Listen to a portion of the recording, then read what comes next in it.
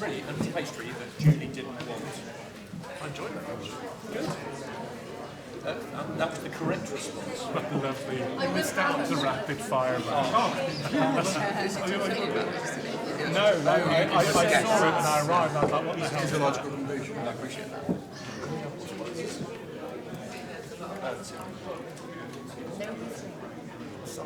I did involuntary. He's great. I'm sure at the beginning.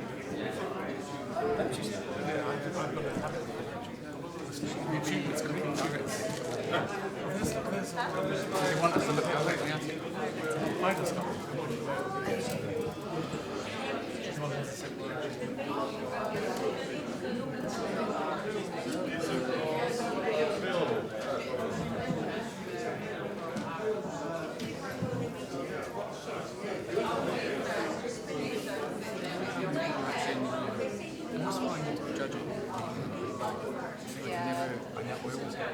I think we should bring people at the back to the front, as I would do as an event planner.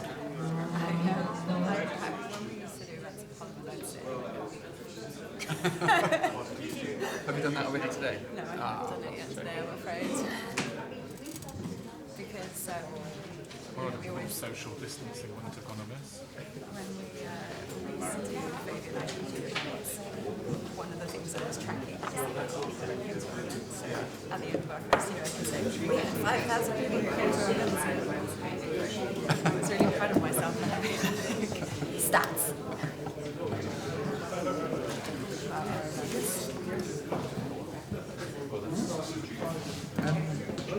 How was your day?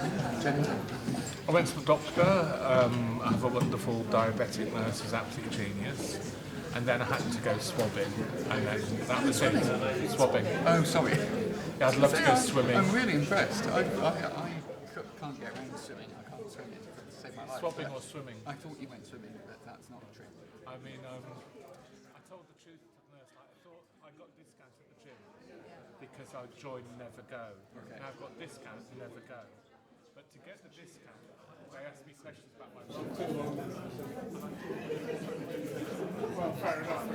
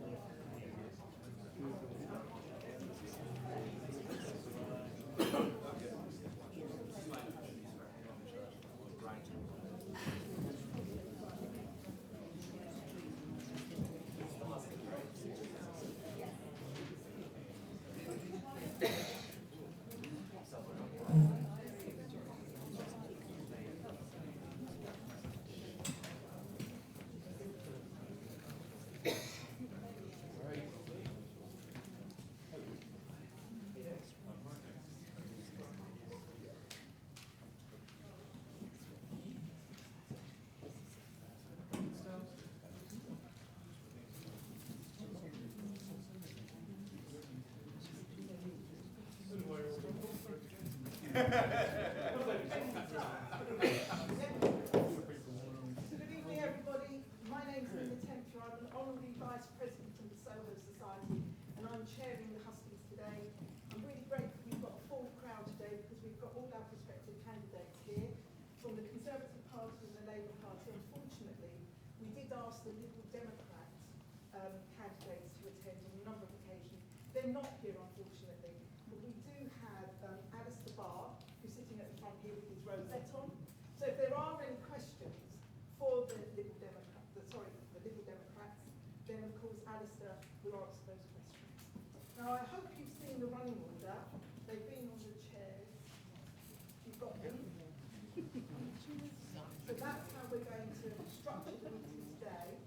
First of all, I want to say thank you very much to two of our local councillors in the West End ward who are not standing at the next election. So Jonathan Grant has been a councillor for the West End ward for 13 years, for the Conservatives, and Pancho Lewis, who unfortunately isn't here, but has been a ward councillor for the Labour Party for 4 years. And I'd like you to thank them for their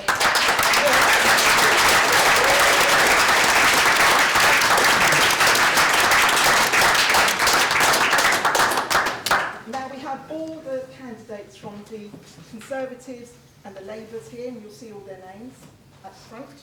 What I propose doing is asking them to introduce themselves in a minute. But first of all, I just want to talk about, very briefly, because I don't really understand it, this isn't my ward, I'm just chairing this meeting, and that's about the boundary changes. Tim should have a slide about the boundary 1 second. changes. No one can hear. I haven't got a microphone, but I will shout. I don't mean to be rude, but if you can hear me, I will shout. Can you hear me at the back? Yeah. Yes? Thank you very much. Okay. Tim, is this just for the recording? Yeah. Well, it appears that this ward was slightly underrepresented, and so now Soho and Mayfair are still in this ward, a lot of Fitzrovia is in this ward, and some of Marylebone. Westminster City Council had 60 councillors in the whole of Westminster, but on the evidence they received, they changed the boundaries, and now there's going to be 54 councillors that are going to serve this council, Westminster, in the future. I'm now going to introduce the candidates and ask them if they could just introduce themselves for a few minutes, setting out who they are, where they come from, why they want to represent this ward, and what their views are about this ward and their proposals, very, very briefly.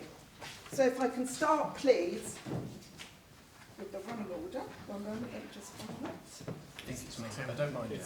No, it's him. Of course. Tim Barnes, please, who's an existing councillor in this ward. Oh, well, thank you very much, Nina. Can you hear me at the back? Yeah. Wonderful. So I apologise if I seem like I'm shouting to those of you in the front. I'm not trying to be rude in any way, but I want to make sure that people at the back can hear me, particularly Andrew, because I know I'm going to be hearing from him in about an hour's time. Thank you, everybody, for joining us this evening. This is the only hustings that we'll be doing as part of this campaign. And it's great that 4 years on from being here last time round that I'm able to address you all this evening again. And it's been an enormous honour to serve as a West End councillor for the last 4 years. And I hope that I will be able to do that again and be able to serve and represent you in the 4 years that follow. I'm a West End resident. I live in Soho, just a couple of streets over in that direction. I have lived here throughout the last 4 years. I stayed here through lockdown, and I appreciate that many people moved around, but it was a formative experience that I will come back to in a moment. I have lived within about 10 minutes walk of here for the last 25, nearly 30 years, which, when I was just doing the maths with Owen before I got here, was a number that frightened me slightly. The idea I've been doing anything for almost 30 years right now seems a little bit scary.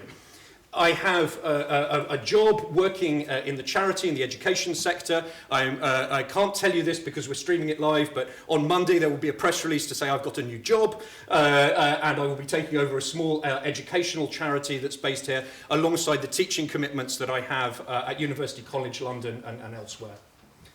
In the last 4 years, we've obviously had a period of election, a period of representation quite unlike any other. We don't need to necessarily rehearse what happened during the COVID period and during lockdown. Many of those issues and the impact of it will come up in the discussion that we're going to have in a moment. But it was something that characterised my first time period and turned it into something that I hope in the nicest way not to have to repeat. We had tens of thousands of people across Westminster, residents, visitors and business owners who had problems that nobody was used to dealing with before. Things that meant that people who weren't used to coming to the council for services, weren't used to reaching out for support, had to come and engage with us in order to find out what they needed to do and to get access to the things that they deserved. And that has characterised a huge part of what's happened in the last 4 years. Whether or not that's been to do with noise or business rates or benefits or activities of all sorts.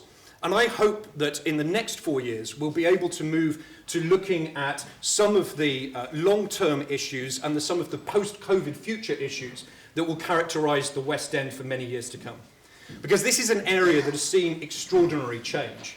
Some of that change has come about directly as a result of COVID and lockdown and the need for some of our businesses to be supported in order to be maintained and have a healthy future. Some of it has led to changes in the way that we live. So, for example, one of the consistent issues that's raised by the amenity societies, and thank you, by the way, to the Soho, to the Marylebone and to the Fitzrovia groups for organising this evening, there's many of the issues that they present, many of the issues that residents have come to us directly to discuss. Things like noise. Noise is an issue that we are facing increasingly for many of the residents who are here, and part of that comes from the changes in the ways we are using space. People are at home more. They're noticing things that they didn't necessarily notice when they went away to work. There is an increase in the level of noise because of some of the types of commercial activity. There is a rebalancing that needs to take place as we see an increasing demand for residential space and a decreasing demand for office space that's going to increase these problems, and we're going to have to work out what the new balance looks like in the West End.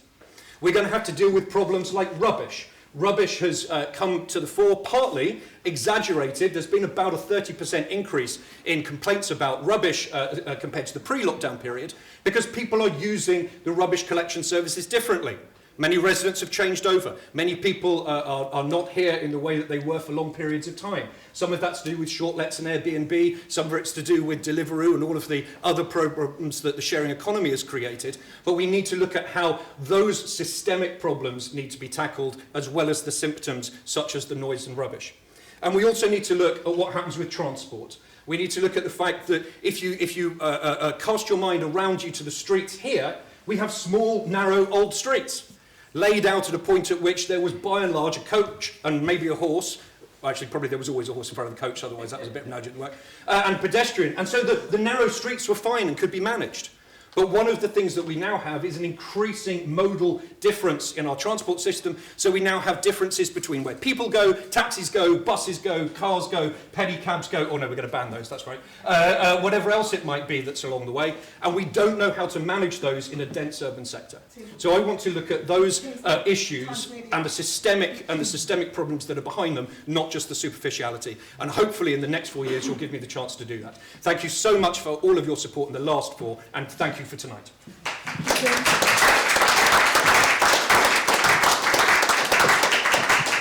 Now I'm going to ask Paul Fisher to address the questions that I posed to Tim, and he's for the Labour Party. Thank you very much, Nina. Andrew, Liz, Leo, can you hear me at the back? Okay, fantastic, excellent. Thank you everyone for coming tonight. My name is Paul Fisher. I am an international disputes barrister that lives and works in Westminster. I used to live in Covent Garden, and so the West End was very much in my backyard. I spent a lot of time in Soho, Fitzrovia, Mayfair and Marylebone. But what intrigues me about running here as a councillor is far more than geographical connection to the area. I would relish the opportunity to be an advocate for local residents because they need one. One thing I love about the West End is that it's representative of so much of what I love about our capital city, and that's its diversity, its dynamism, its history, its heritage, its communities, and that's absolutely essential. The residential communities in the 4 villages that make up this ward are what keeps it going. They're the reason why it's attractive to people to keep coming back. But I'm afraid all of that is currently at risk. It's at risk in Soho, where weak planning and licensing decisions are forcing people to leave. It's at risk in Mayfair, where at the beginning of this year there was a genuine uncertainty about the council's commitment to library provision. Shame. We can have a grown-up debate about that later on, and I'm happy to talk about that. It's at risk in Fitzrovia, where a simple issue like removing big black bins means you have rubbish piling up on the streets, on Great Titchfield Street and Foley Street, to name just a few. It's at risk in Marylebone, where without any consultation with anyone, on the doorstep of Mayfair and Marylebone, we have the infamous Marble Arch Mound, a collection of scaffolding and foliage that's just as unstable as Donald Trump's hairdo, for which you and me were charged £6 million, and still no explanation as to how on earth that project got off the ground. So there are some real issues here, and I should stress that there are lots of people here today who will be fed up with party politics at a national level and at a local level, and I understand that and I hear that. But, and it is an important but, any political party that's in power for too long becomes complacent. And that's especially so when you're the Conservative Party in Westminster and you have been in power since 1964. Complacency breeds incompetence and it breeds wrong decision making. What I think is a great solution here in the West End, and has been since 2018, is having a Labour challenge, a real Labour challenge, to the Westminster Conservative Council. It makes them sit up, it makes them listen to residents, and that's why I would implore you, as much as you can, to vote for Labour on the 5th of May. What is absolutely essential is that residents are placed at the heart of decision making across the West End, and I'm looking forward to discussing with you tonight about how we collectively make that happen. Thank you. Very much, Paul.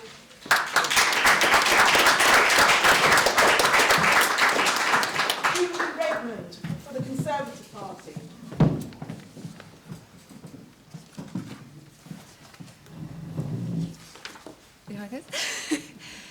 Good evening.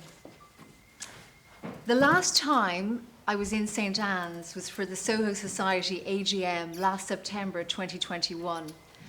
And I looked around the room and I saw people that had passion, had energy for this vibrant community.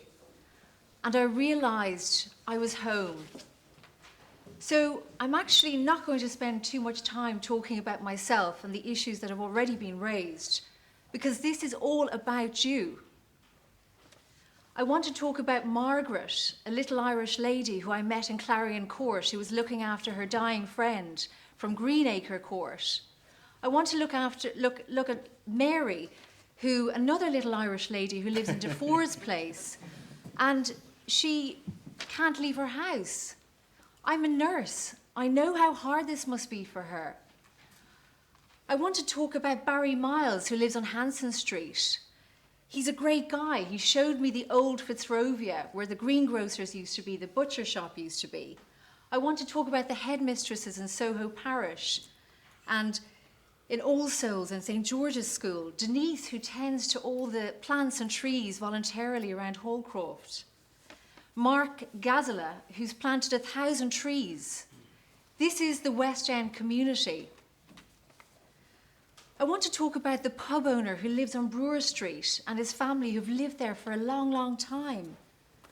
I want to talk about Soho Dairy, if you're here tonight. I want to talk about Jane Doyle, who has a better social life than I do. I want to talk about Michael Bolt from the Marylebone Association. I also sit on the committee. Good friend. Tim Lord, Yorman Blumen, who have been a voice for residents for so long. For the mothers and fathers who bring their children up in the West End community, I know what it's like. I'm a mother. I know the pros and cons. What are we but residents who live in an area we call our home? I have lived in Marylebone for 17 years. It's my home. This is our home. Residents matter. Our homes matter. I want a community where residents' values are heard and listened to. What I want for my family is what I want for you. Thank you.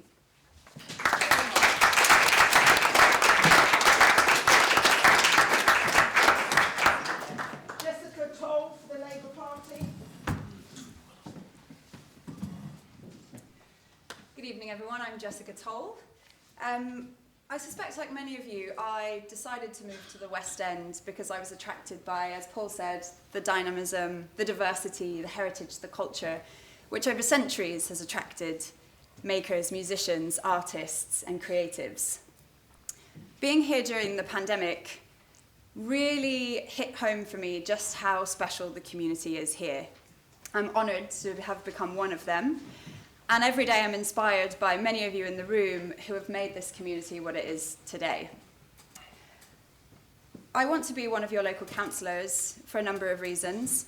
There are lots of issues that we're going to talk about today, which are problems, which we hear about a lot on the doorstep, and which are being exacerbated by coming out of the pandemic.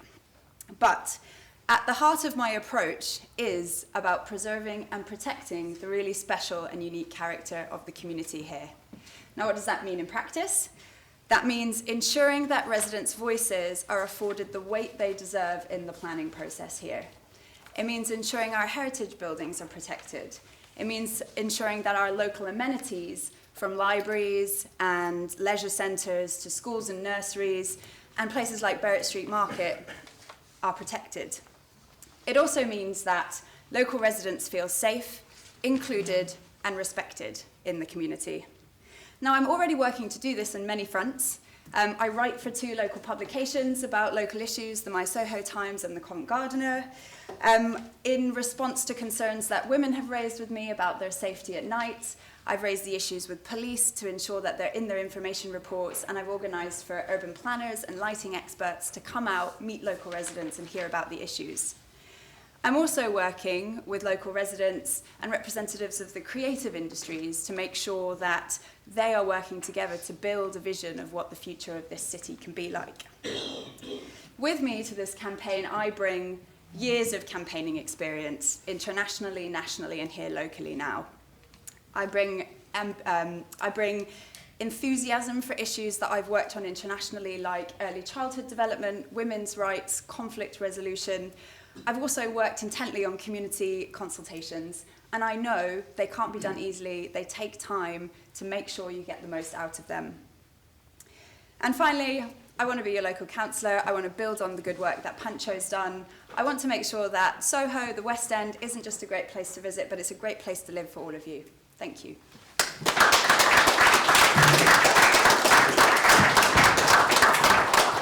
Owen Murphy, from the Conservatives. Hello everyone, I'm Owen Murphy, also Irish, raised from a big Irish family in Notting Hill, just off Laverick Grove. I've lived in W1 for 17 years, and for 10 of them in my current flat, which is on Great Portland Street, in the current West End ward. I love the area. I've been involved in various of the media societies and various activities. I even conducted a wedding for an orchestra at a wedding of a friend who lives in the ward and who's sitting in this audience tonight. But most importantly, in terms of getting involved in the community, I've been a councillor for 4 years. Currently, I represent a ward which is on the west side of Marylebone, a little bit of which is coming into West End ward. But at the same time, I was working in a relatively big city job as an asset manager. I've given up full-time work in order to focus on the council work, and I found that absolutely essential in this ward. It's so demanding. I really enjoyed it, but there's 4 different villages, different groups involved, different people, different issues and sensitivities in different areas. And just getting to understand that, speak to people and so on, has been very engaging, enjoyable, and I hope I can represent you and continue the work I've done on the council so far. I'm a backbencher, so I'm on 5 committees. I share one of them. One of them is involved in granting business rate relief to small businesses who are struggling. We interview them, or they send some documents and we consider their application. I'm on 2 scrutiny committees where I challenge the cabinet members and I challenge the officers of the council, the employees, senior officers of the council, about what they're doing in various different areas. So I'm on 2 of those. And I'm also on a planning committee. So I've got to know the planning, the issues, some of the issues of planning from both sides. Obviously from speaking to residents and as a resident myself, understanding some of those problems, but also seeing how the process works. So really I feel I can assist represent the area well for 5 main reasons really. Firstly, as a resident, first-hand understanding some of the issues actually living in Fitzrovia, where there's a lot of things that have happened in Soho are sort of spilling over to Fitzrovia, some of the issues that we'll all be aware about. Because of my knowledge of planning already, having an inside track, I've spoken on behalf of residents at planning applications, some very big ones, the Arcadia redevelopment on the Marylebone Road, for instance, I spoke at that and represented the residents and got very involved with them in presenting. But with my understanding of how the planning works, that gives me an inside track on that. Thirdly, just the experience of scrutiny. I've been on scrutiny because I've learned to challenge cabinet members and officers. I have an inside tack on that. And fourthly, as a member of the majority group, as a Conservative, it gives me an inside access to cabinet members, which a minority person wouldn't have. So it gives me a sort of a familiarity with the people involved and a certain ear that others wouldn't have. I suppose most importantly, perhaps, certainly very importantly, I'm single and I have I have the time to do it. Nobody has enough time, but I have. How much time I've got left to speak on. So really, I think Conservative administration is the best one to achieve some of the ends that we need here. There are lots of issues. We need to conserve our heritage, the great architectural heritage that we have. We need to pick up some of the issues that Tim said about the change in noise patterns. We need to defend the health of residents whilst encouraging a thriving economy again. We need to defend residents against noise, noise, nuisance, and air pollution. We need to. We all know what the issues are.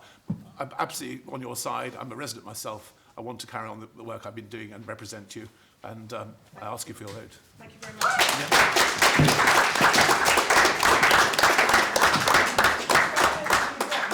Lilley for the Labour Party. Hello, can you hear me at the back? Or shall I come nearer? Just about. Brilliant. Hi, I'm Patrick Lilley, one of the 3 Labour candidates. You are the guardians of the 3 villages, plus Mayfair if you want to be generous, of Soho, Marylebone and Fitzrovia. You are the engaged residents. Who is elected tonight, on Thursday, will be your decision. We all have to live with that decision for 4 years. Do you want more of the same? Or is it time for a change? My connections to the West End go back 40 years. I worked on Cleveland Street. A few years ago I had an office on Carlisle Street. I lived on Great Titchfield Street.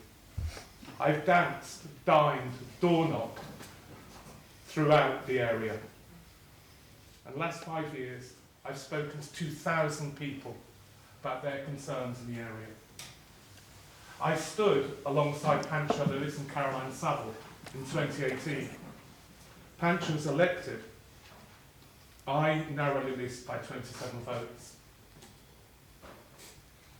Pancho was a breath of fresh air, and I hope to be a worthy successor. On the topic of worthy successors, I've spoken to Glenys Roberts, who served as a loyal Conservative councillor for 19 years, and this is what she's told us. In the past 4 years, West End residents have been emailing her for help, having had little satisfaction from their Tory councillors today elected. She said, I've been happy to work with Pancho Lewis, who's taken a genuine interest in their quality of life. Jessica, Paul and myself, who came within 27 votes last time, will be excellent successors. And that's from a Conservative councillor for 19 years. We need to protect the amenity of residents. That means helping to protect places like Berwick Street Market, the dry cleaners, the pharmacies. I've helped successful campaigns to protect a doctor's surgery that's had 2,000 patients. It was going to be turned into luxury flats. I helped defend Berwick Street Market from Conservative privatisation. We also helped save the Curzon Cinema in Mayfair, when that was going to be closed down by a property developer who bought the flats on top and was annoyed that there was noise downstairs. These are important places to our community. We oppose the piazzification of Oxford Circus. We want to freeze council tax, reduce waste, and we support a late night levy to pay for more police, more toilets, and a better clean-up in the morning. We applaud Karen Buck and Nicky's efforts to control petty tax. You, the residents, deserve councillors. You, the residents, deserve councillors who will stand up for you against the vested interests and the property developers. We will offer a forensic examination of council plans. We'll offer a listening ear to all residents. And we believe that residents need to be at the heart of the decisions of the council, not part, at the heart of. Thank you.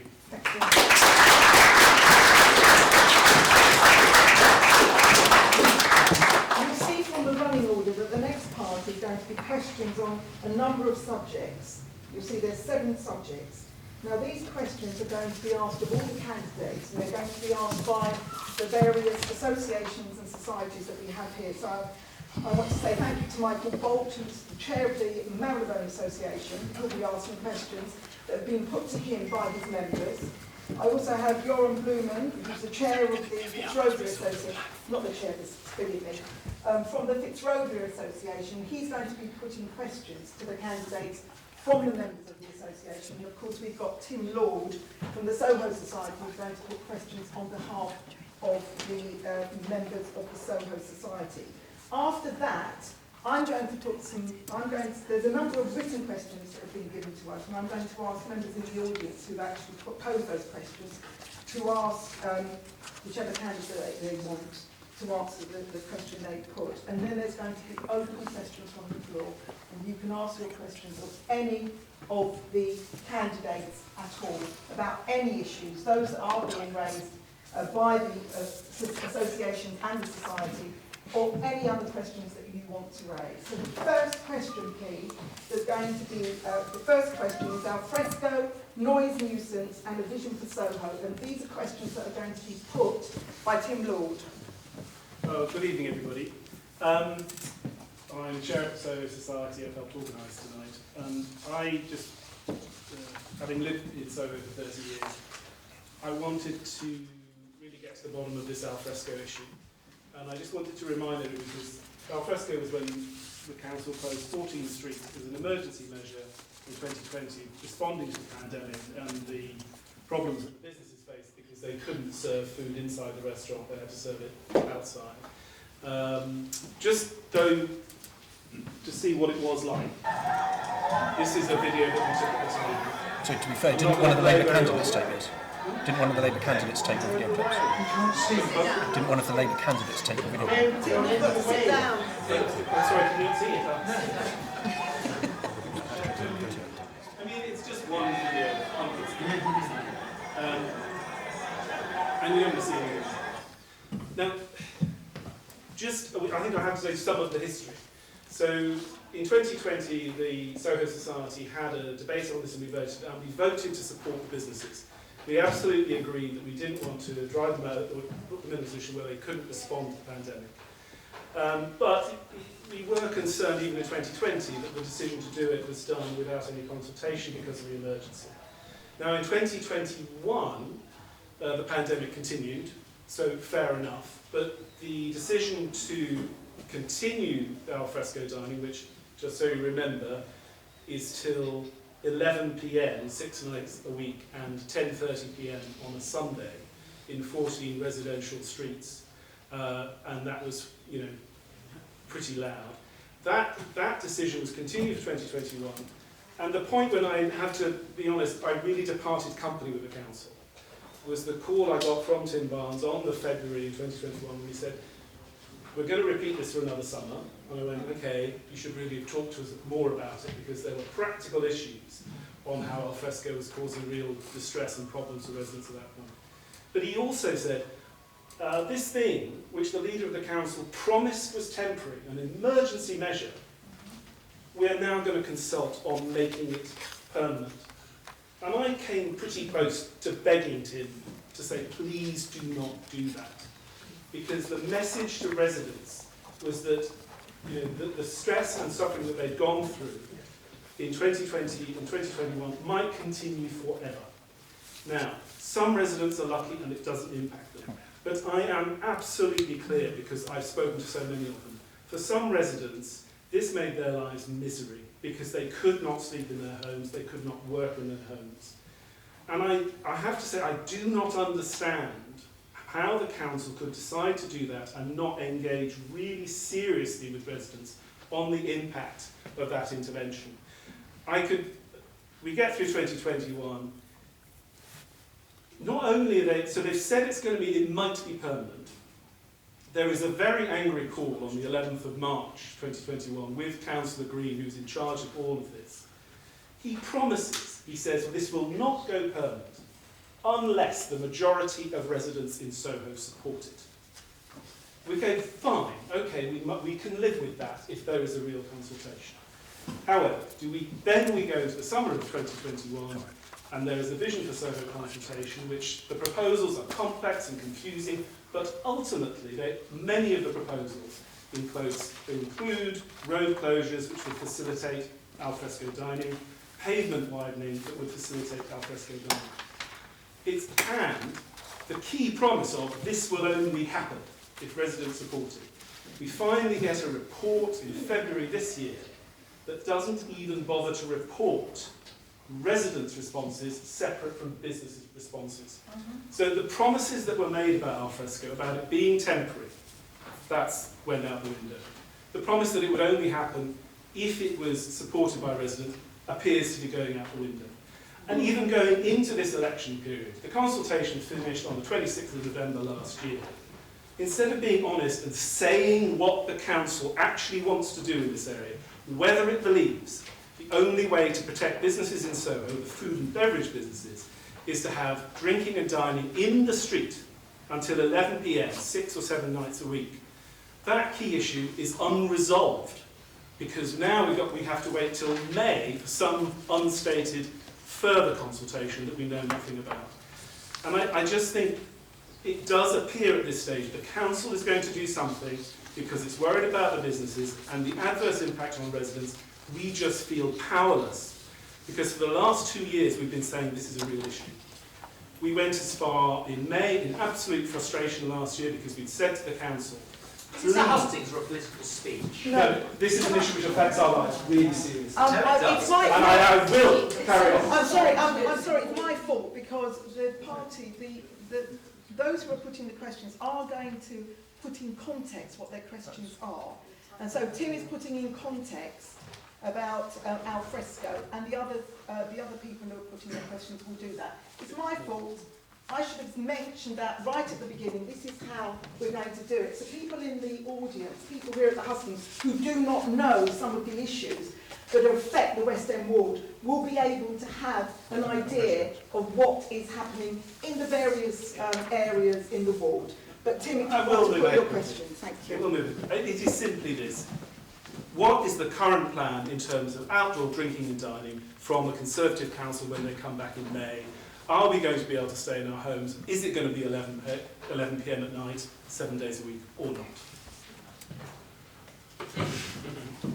Now that's a question that's going to be put to every prospective councillor. Do you want us to do it, or we can answer that collectively if you'd rather? Entirely Whatever's up to you. easiest. Yeah, if you want to do that. If it's easier to do it collectively, if both the parties agree to that, then fine. I think for some of these things, Nina, partly because it'll enable us to take more questions, and there's not necessarily... No, that's fine. Of course, you've got a unified view. Yeah, on this, I think... Of course, on both So, sides. Tim, I appreciate the passion with which you spoke. I don't agree with the characterisation, which won't necessarily surprise you. But I can, without necessarily rehearsing much of the history, give some clear statements about where we are. There was a process that we went through. It's known as a co-creation exercise, where people, residents and businesses in Soho were asked for their ideas, which is what led to a document and a process called Vision for Soho, which has taken place over the last, whatever it is, 6 or 9 months or something like that. But at no point has there been what would be referred to as a formal consultation on that. And the reason for that is the formal consultation is the bit where somebody says, here, out of that process, is a set of things that we are proposing.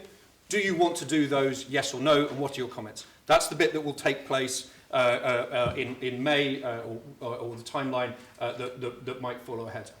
And that will mean that nothing will happen in any of the activities that have been described or discussed without a majority of the people in that consultation saying that they want that to happen to Soho. None of it.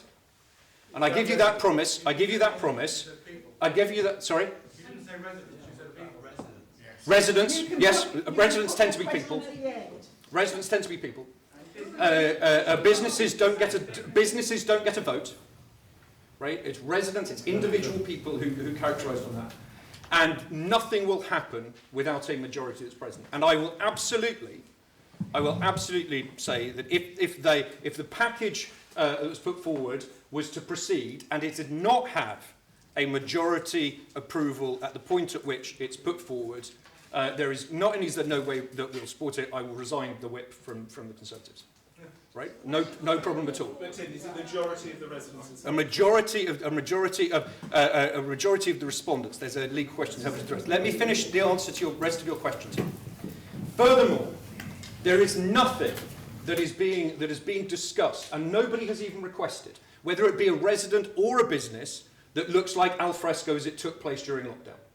There are no proposals, none, anywhere, to see 14 streets or any other number of streets closed for the purposes of taking end to end and putting out tables and chairs 1 night a week, 2 nights a week, 3 nights a week, 4 nights a week, 5 nights a week, 6 nights a week, or 7 nights a week. There is no proposal to do that. There was no request. Not even the businesses asked for that to be repeated.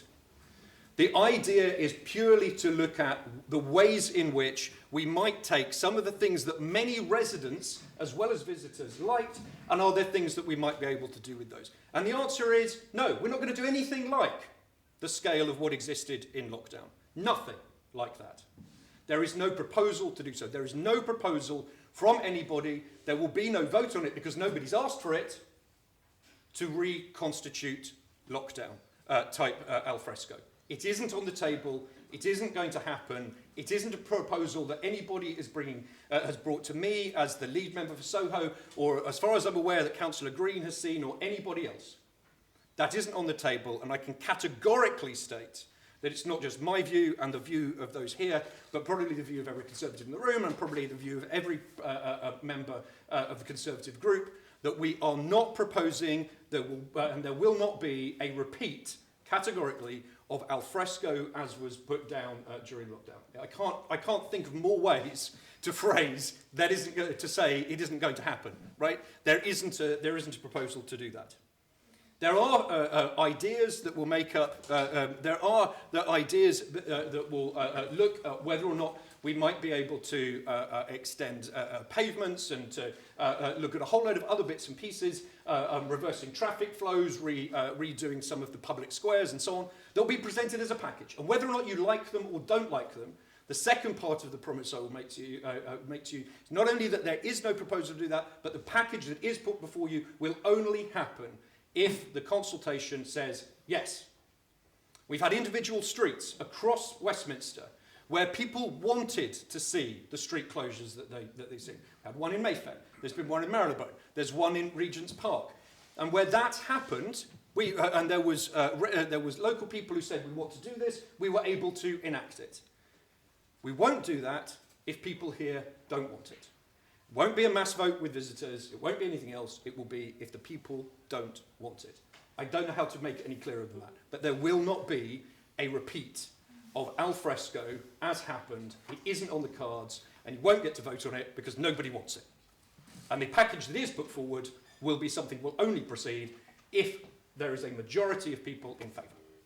Thank you very much. Who's going to be the spokesperson for the Labour Party? Yeah, no, I'm happy to do that. Thank you. Paul, if you want to respond. Look, alfresco had its time and its place. It was terribly managed in Soho. It was quite well managed in Fitzrovia. So we have a good example of where actually alfresco dining is not always and inevitably going to be a disaster. I'm afraid it was, particularly in the west of Soho, where there was an intense concentration. In the east? No, I actually mean the west. Really? Where this was the intense concentration of alfresco dining, which caused huge problems for families.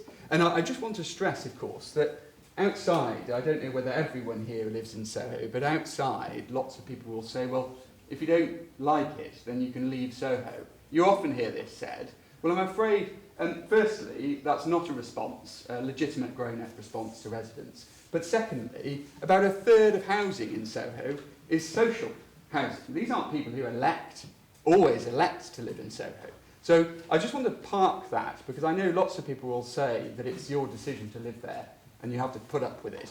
And I'm afraid that is the implied response. I know that no one has said it officially, but that is the implied response that we get from the council, because I'm afraid they are not listening.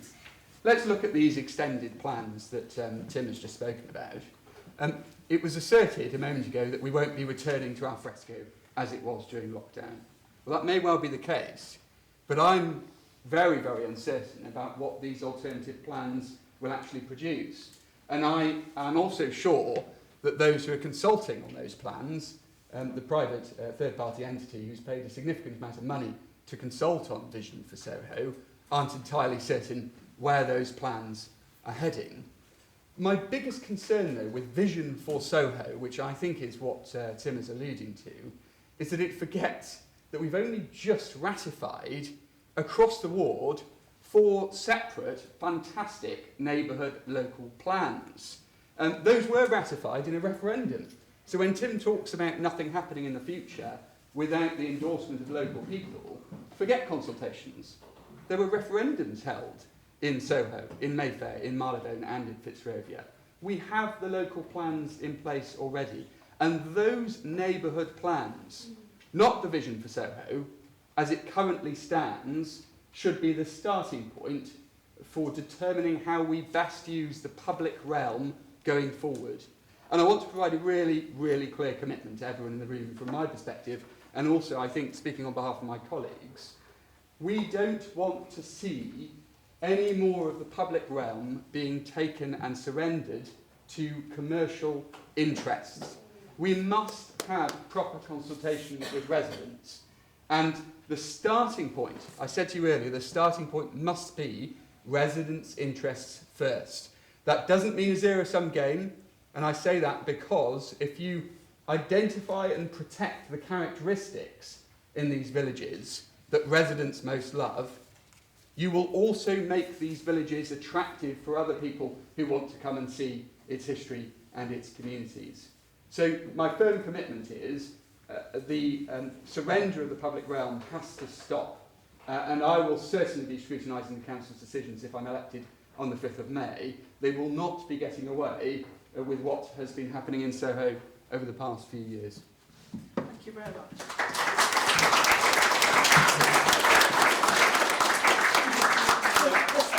I'm sorry, I just have to say, I'm sorry about this. Vision for Soho, Vision for Soho Phase 3. These are the boards. Vision for Soho Phase 3 has not been withdrawn. It has only been suspended.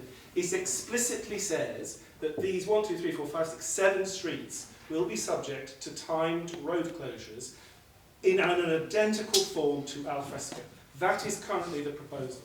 These streets, 1, 2, 3, 4, 5, 6, 7, 8, 9, 10, and all of Soho Square and Golden Square may have widening. Now, the situation is the government... point of fact there. What al fresco dining took place in Great Chapel Street? Just picking you up on whether you're being correct here. Tell me what al fresco, because it's behind Crossrail hoarding and has been throughout the period. So there wasn't al fresco. This is their proposal. No, you said the same. You've just said they're trying to do the same Right, well, thing. can You're misleading people. I'm not standing, but I will have the truth out on this because it's a really can I just stop? and I am allowed to ask this Can question. I stop? Is this Can the I Vision stop for the Soho over 3 talking? proposals? No. Tim, if you want to put the Why question, is it not? please. How Okay, can it not? can I answer this? Well, How can it Tim, not? Tim, what is the question on that? There is literally no question, and the reason there's no question is you've just said there is nothing currently proposed, and the council's own documents published last year explicitly propose it. And I just don't understand. So the situation is that as far as the Soho Society is concerned, these are the proposals for al fresco dining, and this is what's going to happen, contrary to what you've already said. Do you want to address that? I do. Thank you, Nina. I appreciate that. As Tim pointed out, there were a series of conversations as part of the co-creation exercise for Vision for Soho. I think you said these were on the boards that were placed in one of the displays. I'm not trying to pick up on a fact. There were also individual workshop conversations where people were invited in, and there were other ideas put forward, the majority of which will also not take place. The point was that people were asked what they thought. Here were provocations. Do you think this should happen? What about this? Oh, we'll listen to that idea. Oh, I was going to say Yoram, but I should probably pick somebody who actually lives in Soho. Jonathan had said this, or, as a councillor, or Giles had said this. And those conversations took place. The final package that will make up Vision for Soho has not been put forward. With whom? With whom? Sorry, correcting my grammar, or... With whom were these consultations taking place? With whom? So the consultations... The residents never ever heard of any of it. More individuals participated in the physical meetings. That's the workshops and the people who came to the display boards, including one we had on Broadwick Street and elsewhere, than took part and voted in the neighbourhood plan referendum that Paul alluded to earlier. There were more people who participated, and I saw many people, some of whom are in this room, Matthew Bennett and others, taking part in some of those conversations.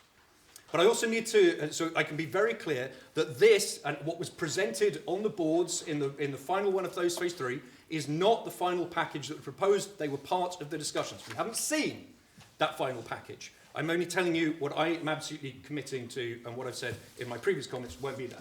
But I also need to correct another fact that was deliberately and knowingly misleading, and one that that Paul made a second ago. There is no contradiction in the idea that the neighbourhood plan was passed and that the Vision for Soho comes later. The neighbourhood plan was passed in a referendum and is part of planning guidance, that being where it sits, that has been enacted and is already forming part of the guidance on which planning decisions are made within Soho, the sort that Owen sits on and discusses in planning commission.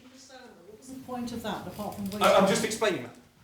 So that just deals with planning. It gives you a planning framework.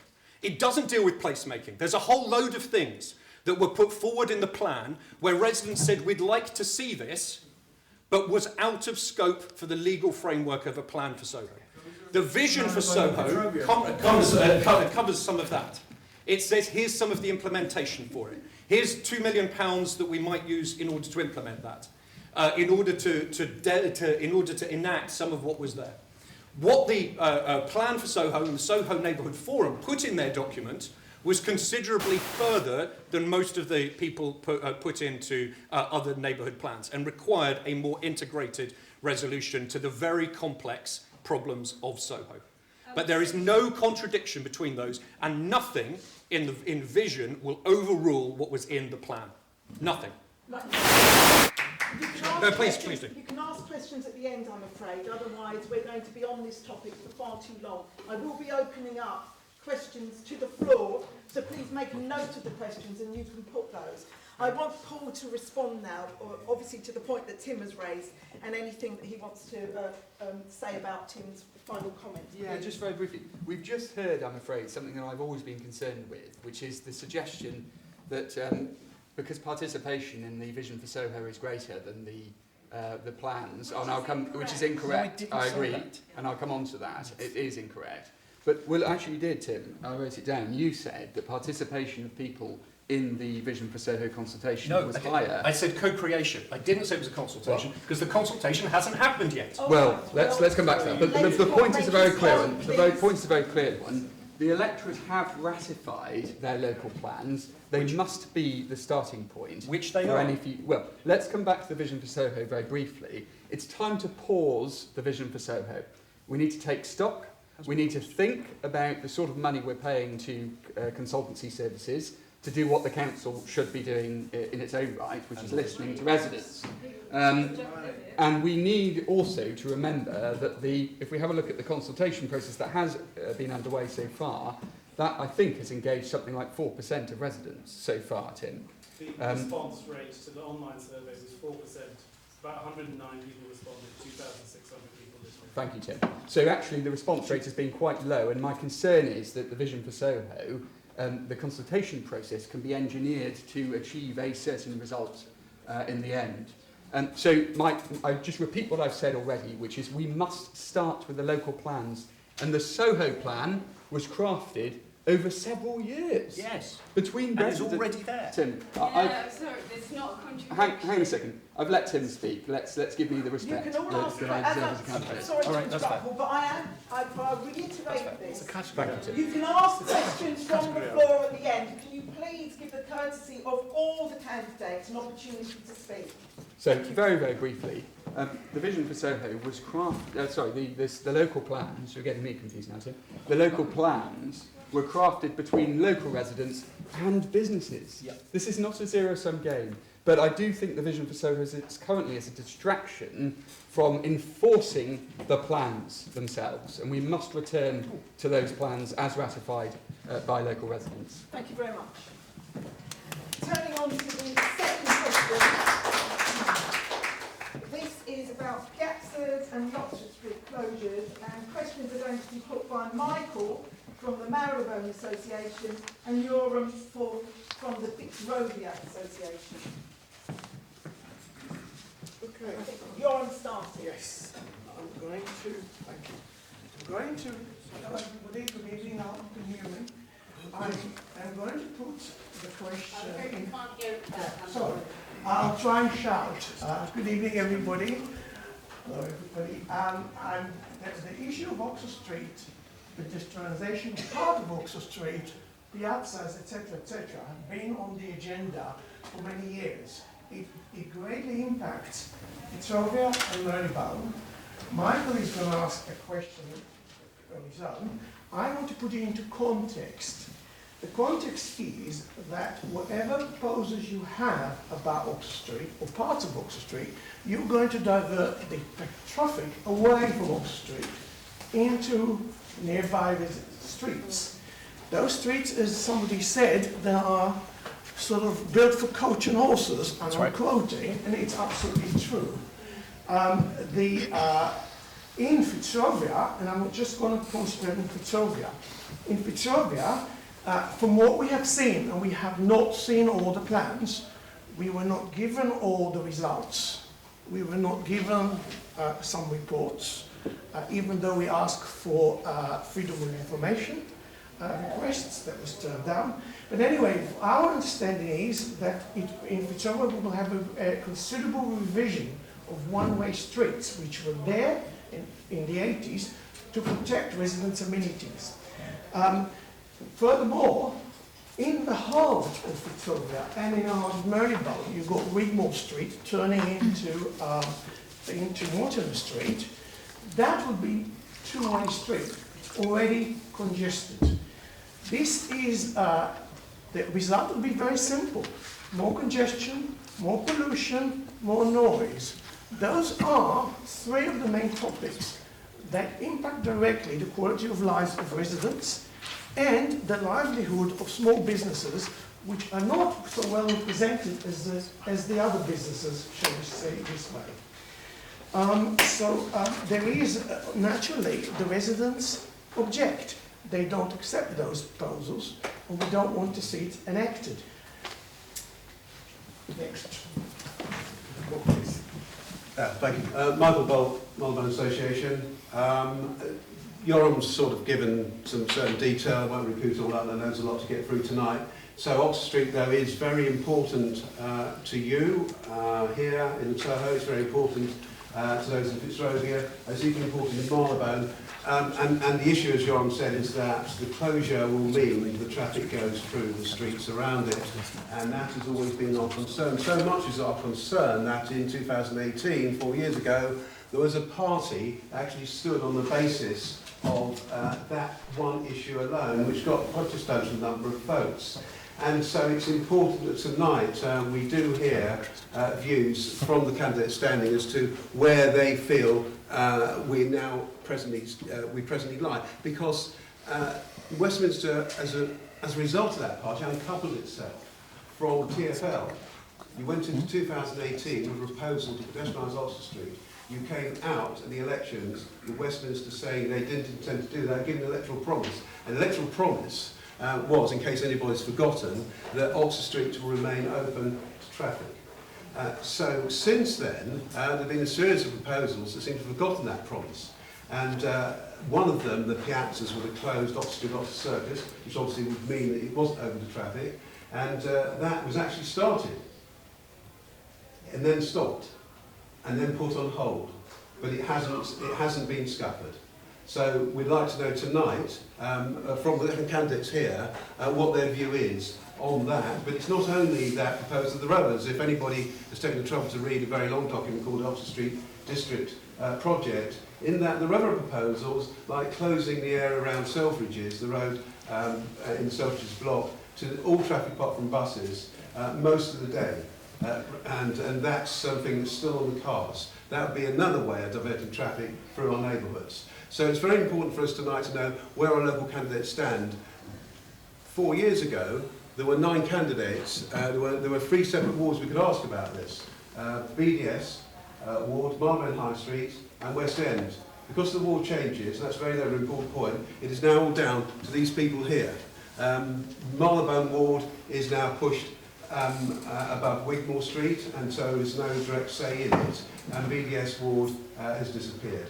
So it's the 3 candidates that will be elected here that will have the most say on what's happening on Oxford Street. So the question that our residents would like to put to these candidates here tonight, and we'd like to put them individually so that we actually can remember the responses of each candidate after the election, and that is, will the promise made by Westminster Council in the 2018 election that Oxford Street remain open to traffic, will that be honoured by any of the candidates standing here tonight?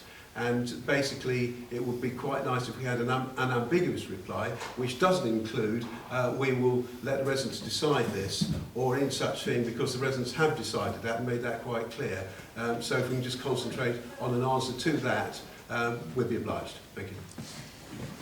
And I think Michael has asked that all the candidates answer this question. Basically, road closure in Oxford Street was the suggestion or the promise that it's going to be remain open, going to be honoured.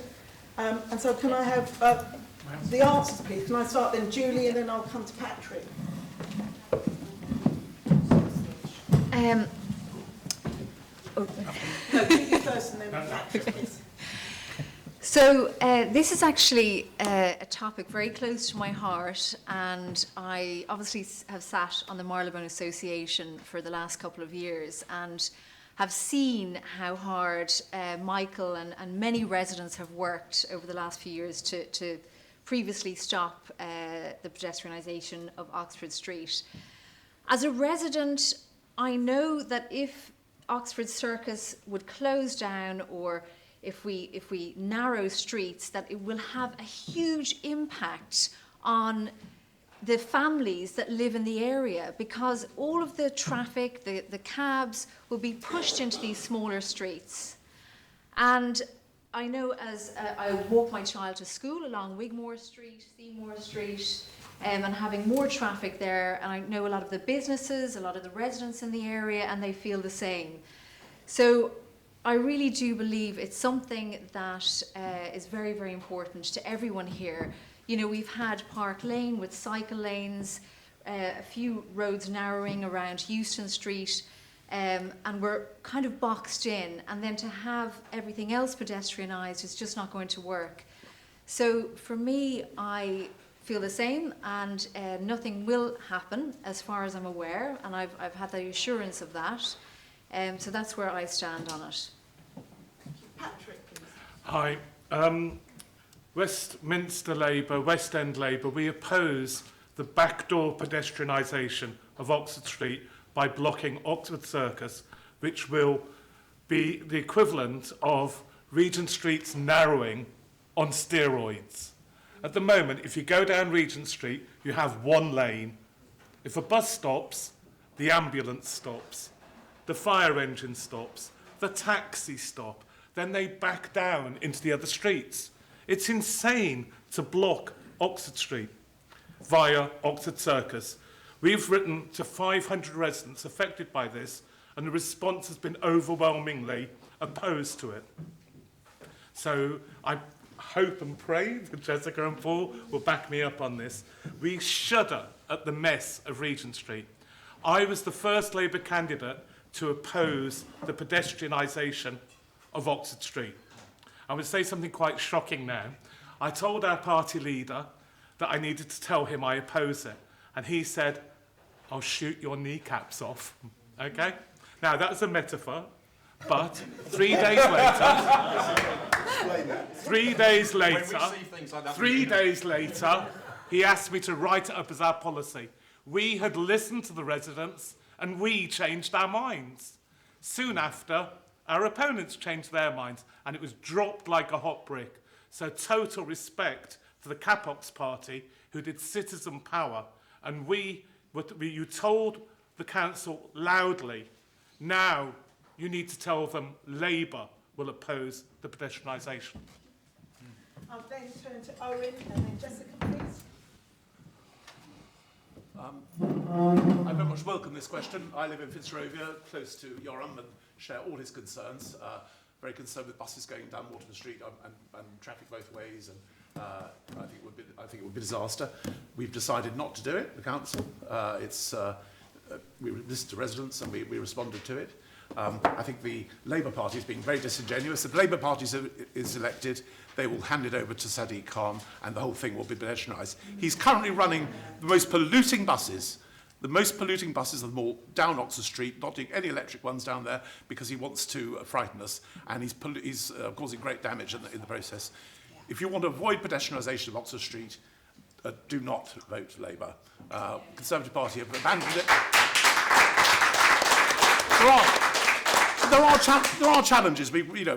Oxford Street is in malaise. There are candy stores all down it. There's there's Crossrail coming. There's going to be a lot of people coming out. Thankfully, they're disgorging slightly outside Oxford Street itself. But there will be challenges with how Oxford Street is managed. But closing off the street has been ruled out by the council, and certainly my view. And I echo all the things that Yoram said at the beginning.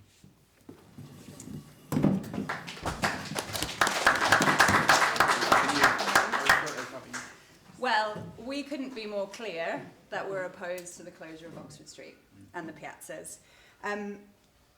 As Michael has helpfully pointed out, it's because of the impact of traffic on the streets and residents in the neighbouring areas. The air pollution, the traffic, etc. would all be unbearable for residents. Combined with other proposals around, there's just nowhere else for vehicles to go. Now, the other thing I find quite offensive about this whole process is that the council has spent £80 million on consultants to try to push through something that residents have been very clear that they don't want. We're also seeing the increase in use of emergency powers to change the public realm outside of King's College on the Strand. We've seen the narrowing of Regent Street, which is causing unbearable problems for residents. So, can't be more clear, we oppose the pedestrianisation of Oxford Street. Thank you.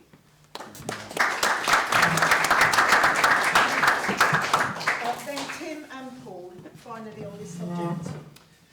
Michael, do you mind just repeating the wording that you offered at the beginning and the challenge to the candidates? Yes, I'll do that. I'll give you a second. No, that's all right. So the exact wording, I've got it right. Would you try and ensure that the 2018 promise to keep the street open was honoured by guaranteeing you will vote against any proposal to restrict traffic on Oxford Street? And I'm glad you asked me to read that again, because I notice everybody's concentrating on piazzas. The question's wider than that. It's any proposal to restrict traffic on Oxford Street, which includes, for instance, the other example I gave, which is part-time, daytime closures, outside Selfridges for anything but buses. So, yes. I can't, absolutely. And let me give you... I'll take that. Let me give you a little bit of context about why I think that's going to be harder for the speakers to my right than they've necessarily suggested. I take the point that you've made, both the two speakers, that it's West End Labour's policy to oppose those two. Unfortunately, the senior Labour figure in London is Sadiq Khan. It remains his policy to fully pedestrianise Oxford Street. In fact, to all traffic all of the time. But critically, his largest single agency, which is TfL, has already got plans for how they wish to rework Oxford Circus Tube Station, which, by the way, is largely necessary, as anybody who has tried to see the crowds at that station will know. But it includes moving entrances up and down on the north and south exits to Oxford Street that would require some of those side roads to be removed. It would require buses to be rerouted, and the only person that has the plans to do that is him, and it remains Labour's policy to move the buses along Oxford Street and to pedestrianise the street fully. From the senior person in charge of the Labour Party's policies around transport in London, it is their policy. And I respect the fact that this team may disagree, but it remains the fact that's there. What I would ask them, and ask their final speaker if you can, is whether or not he will undertake to table a motion at the Labour London conference to reverse that decision by Sadiq.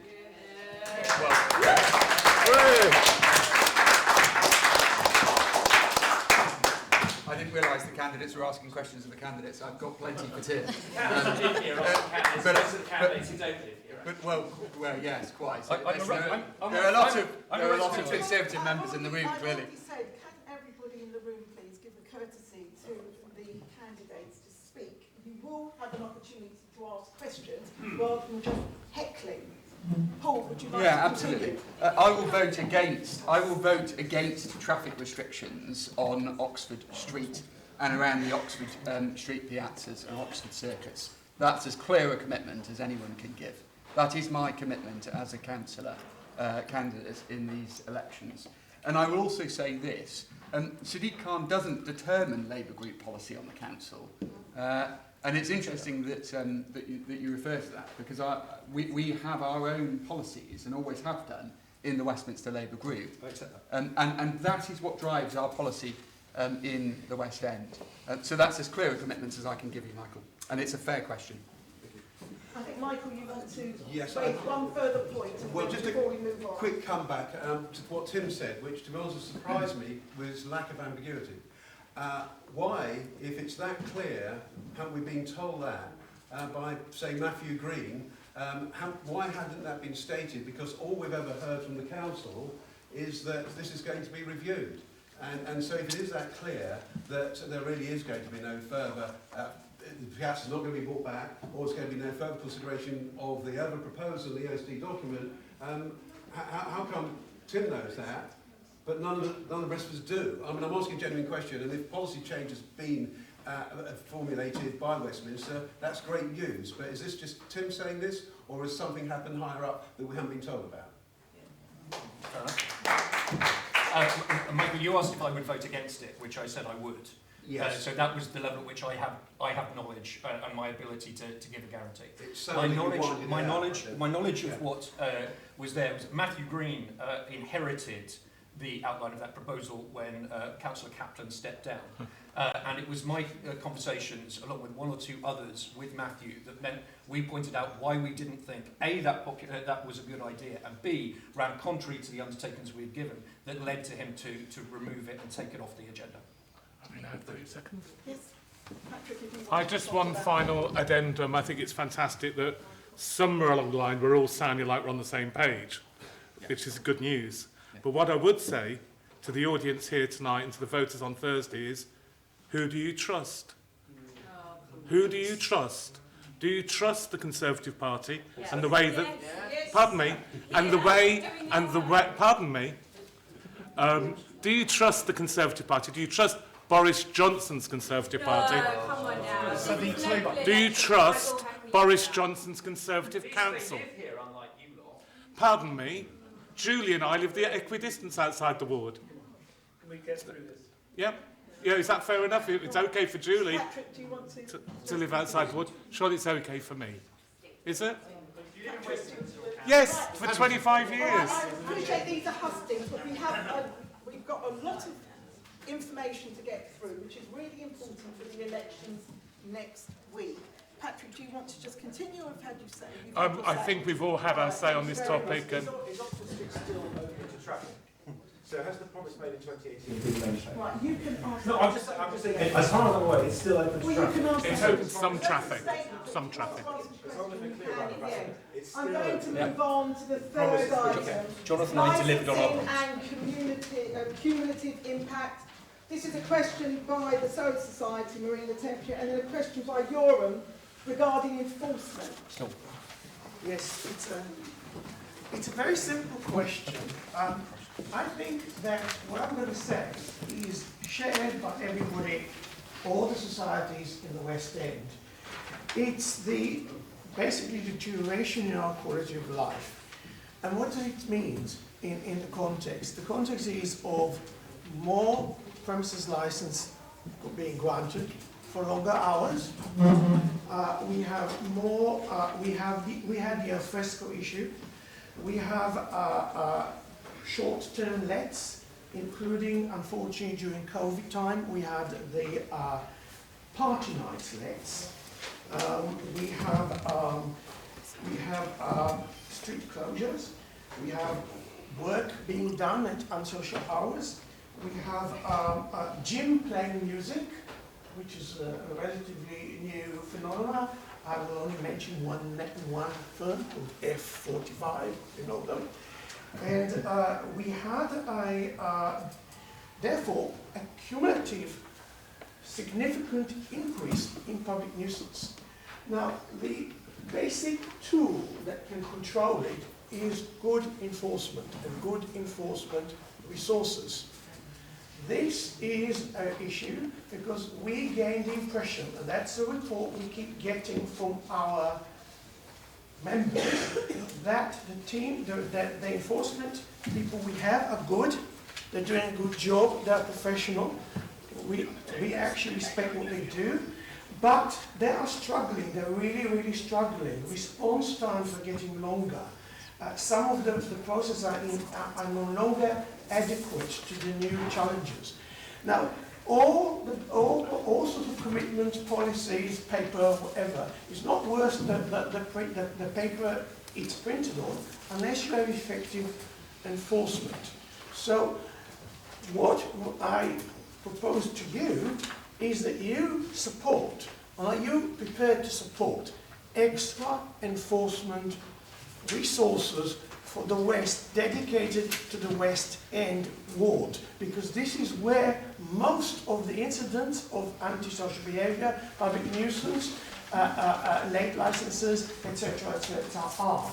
I mean, we had that presented very well last year, where Heather Acton gave us an outview, and the statistics, very, very good work, and very good statistics on where exactly the trouble spots are, and indeed in this ward. So this is the question which I have for you. Would you support or consider adding resources that would deal specifically with the West End, so we have timely response to residents and everyone else? Tim, will you answer that for the Conservatives and then Paul, or is there somebody else, another candidate who wants to take that question? I don't mind saying something. All right. Owen, do you want to take Shall I that start question? off and then... Yeah, okay. No, I'll just ask for one person now. All right. This isn't a question for everybody. So, Owen, if you want to respond. Well, my answer is yes. I absolutely would support it. We are beginning to do that, but I think lots more needs to be done. There's been a 50% increase in enforcement, for instance, on commercial waste recently. I think given the amount of revenue generation from businesses in the West End, there should be a disproportionate resources given to waste, to antisocial behaviour, all these things.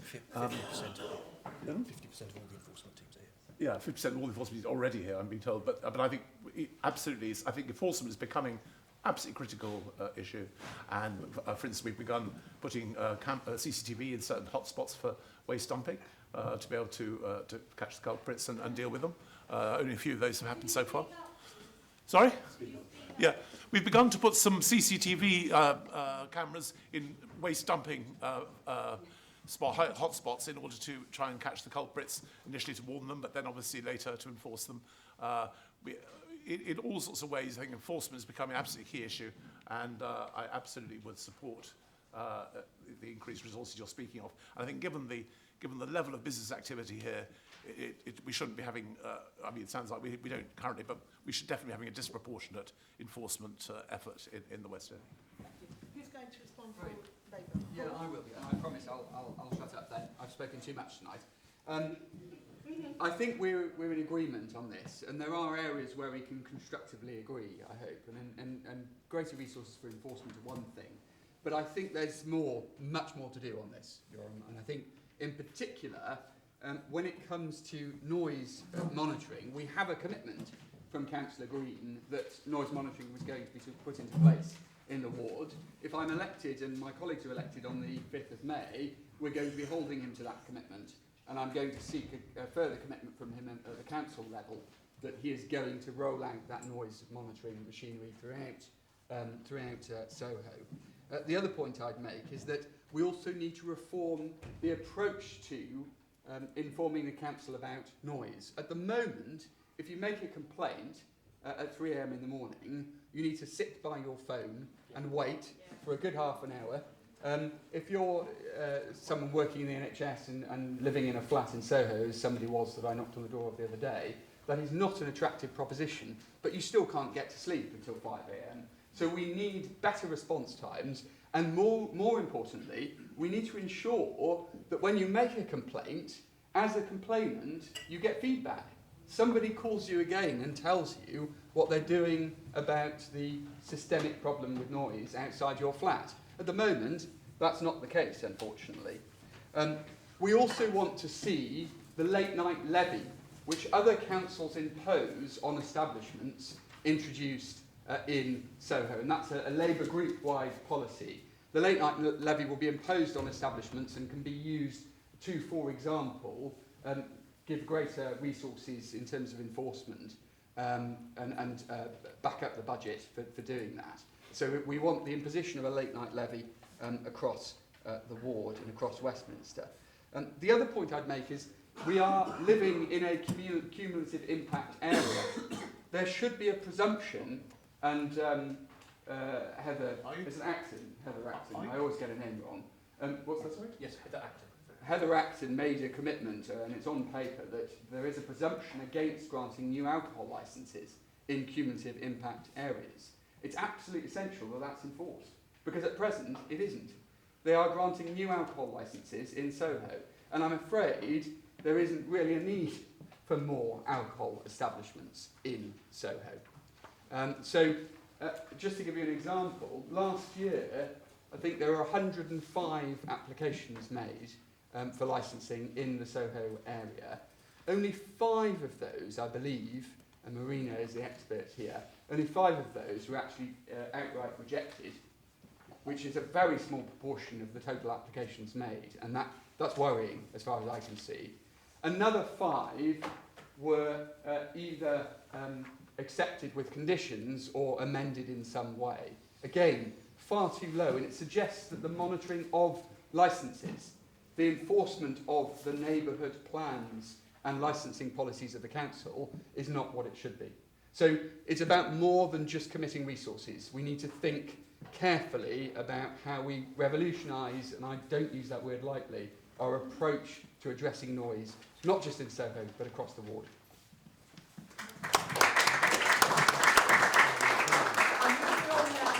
Privatisation of public space, and both Michael and Yoram have questions to put. Who wants to start? Yoram, do you want to start? Yeah, all right. After that, and it's about Regent Street actually, public space, the use of public space, and I'm going to put it a little bit provocatively because that's how it was put to me in the summer when we were doing our own consultations or asking residents to vote for a neighbourhood plan in the neighbourhood forum. Somebody asked me, who owns Regent Street? Is it Westminster or is it Crown Estate? And the reason is very simple, because basically, because of COVID, the impression that we gain as residents that Crown Estate took it over. They're the one who paid for the plants. The plants look really great, but the price is horrendous. We tried to do some planting in our area, and we just found out what the price was. It's horrendous. And the other thing is, if they look at their planning at the website, they are not consulted on the future of Regent Street. Now, with all due respect to them and to what they do, they really do own the buildings, but they don't own the public highway. The impression is that they were allowed to run away with it, or to run the show, which is, I'm sure, is not the intention. What we are concerned looking into the future, of what is going to happen next year, when the money runs out for all those plans, what is Westminster as a council going to do, and how they're going to consult with everybody about the fate of Regent Street and what goes on in there. Because it has been mentioned before, Patrick has mentioned it, Regent Street is packed now, traffic jams. It's to do with the phasing by TfL, but it's also to do with the narrowing to one lane. This is a major thoroughfare, and it has an impact on us, on Soho as well. So what we want from the council, to do with also with consultation, is any council, clarity and real meaningful consultation with residents and counterparts in a way that would get us involved at an early stage, and not a working group with this and working group with that and a working group with others of which we're not aware of. When it comes to consultation, we really need to be there as residents. So I think the question is, there was a question at the end of it on a specific point. Do you want to do that? Yeah, I don't mind. You can do that then, Mike. Okay, so privatisation of public space, Yoram's mentioned Regent Street, the one Oxford Street, same thing, someone mentioned earlier, well, the traffic's still flowing, it's not flowing as well as it did, because it's narrowed. And the same problems with Regent Street do occur on Oxford Street, and the problems with that is that once the traffic starts backing up, it flows into the hinterland. Privatisation of public space, the Piazza is a classic example. If it was to come to be, then Crown Estate will gain greatly because they own the properties around the Piazza. Prioritisation of public space, Manchester Square. We just had a non-consultation. We now have that inflicted on our area, and that means that the top part of Manchester Square in Marylebone is now going to be a sort of piazza close to traffic, and we know the traffic's going to go, it's going to go elsewhere in Marylebone. So prioritisation of public space, Cavendish Square, the Spiegel tent. Once again, a COVID measure, we were told it was a one-off. Now it's come back. Once again, it's come back without any proper consultation. So there are a lot of issues here, but just to focus, say, on one for a question for each individual councillor. Spiegel tent, that's caused a lot of annoyance, really, in the area because it just feels as imposed upon us. We've got one green space north of Oxford Street until you go as far as Peckham Gardens. That one green space happens to be where they want to put a Spiegel tent, which is, of course, Cavendish Square. What for? It's Westminster are convinced, Westminster council letters are convinced that this is going to increase the vibrance of the area. It's a tent for drinking and serving hamburgers. You can get that almost anywhere in Oxford Street, 100 places. Why is a tent serving more hamburgers and more beer going to increase vibrancy? What it does do, it stymies the residents and business workers, anything like that. For most of the summer, they can no longer use it. Where is the sense in that? I'd like each councillor... Question. Each councillor to tell us whether they support the Spiegel tent, yes or no, and whether it's to come round again, and it probably will, because the working Cavendish Square will take some time to start, whether they would oppose it. I think there is another question that Yoram was asking as well, and that's about consultation, and that any project should involve the people who live in the area or the associations and the societies from the beginning. So there's two different questions. Michael, do you want every single member to answer your question about yes or no? No, it's fine. Do we oppose let's deal with the consultation question as a group, and then the Spiegel tent individually. Yes or no? It's very simple, I suspect. I think that's the answer. Just you may not get. You have a yes no card or candidate. But is the question Spiegel tent, yes or no? Hold it up. Hold it up. No, this one was speaking. We just want to put some context. Abstaining. Tim,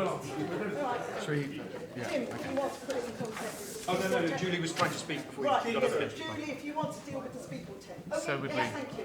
Okay, so the Spiegel tent is on my doorstep. I walk by New Cavendish Square nearly every day into John Lewis, so I do. I've seen the process and the progress every day. For me, being a mother, having a child, green spaces are very, very important. But also for my friends, for residents in the area, green spaces are really, really important in terms of just some quiet time. People that are running businesses that eat their lunch in New Cavendish Square.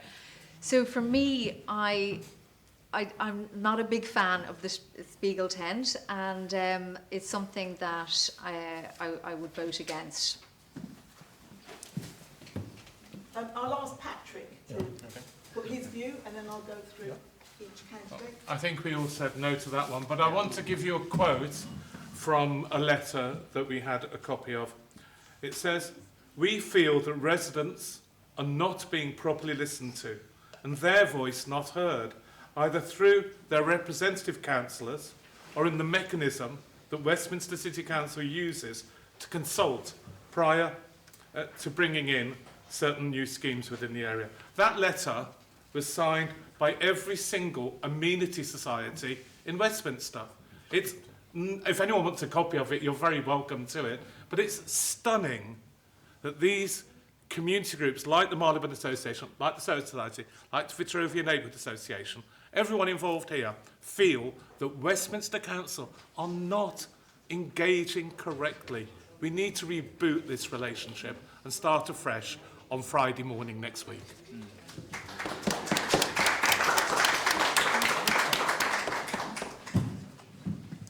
So I come at this from three angles. I'm very much a local resident to Cavendish Square, and I didn't enjoy the tents being there last year. I personally am opposed to it.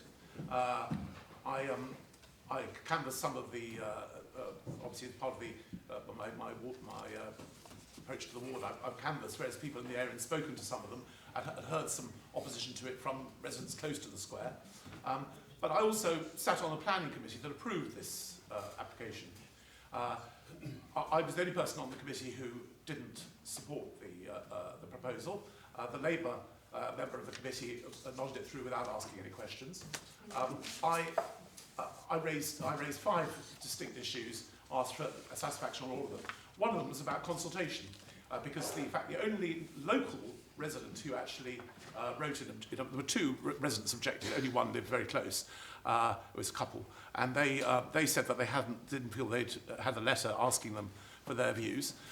So I asked the question, what was the resident consultation on this in terms of the typical notices going out?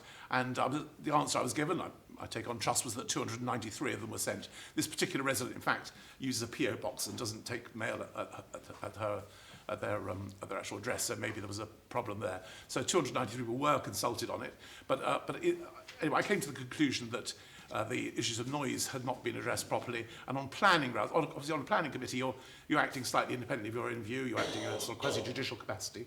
No objections had been received the previous year about noise, which was, as a person opposed to it, I was annoyed about that. I mean, I wish if more people objected, it would give me more grounds to speak up. Only 2 residents actually wrote an objection, only 2 letters received an objection. One was from some distance away. And there was a councillor who objected, who's sitting over there, one of the West End Ward councillors now. The Marylebone Association did object, and I raised their concerns at the meeting. I was the only person who didn't support this motion. The Labour member voted it through without asking any questions.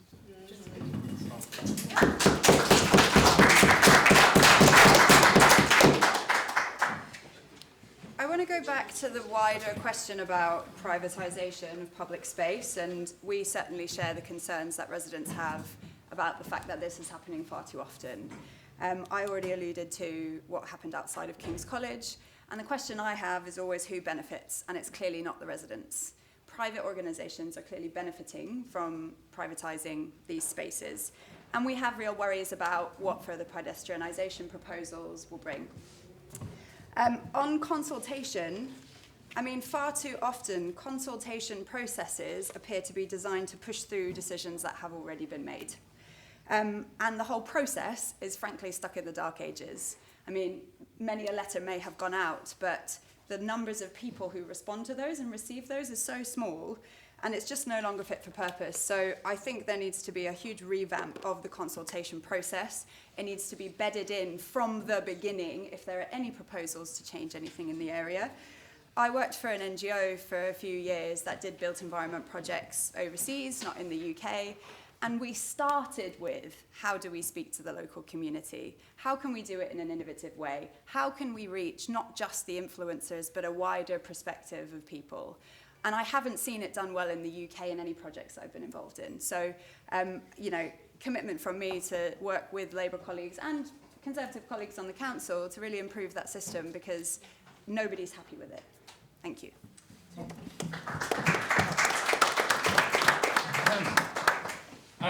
Specifically on the Spiegel tent for a moment, despite Michael's slightly, what was it, a place for hamburgers and something, drinking.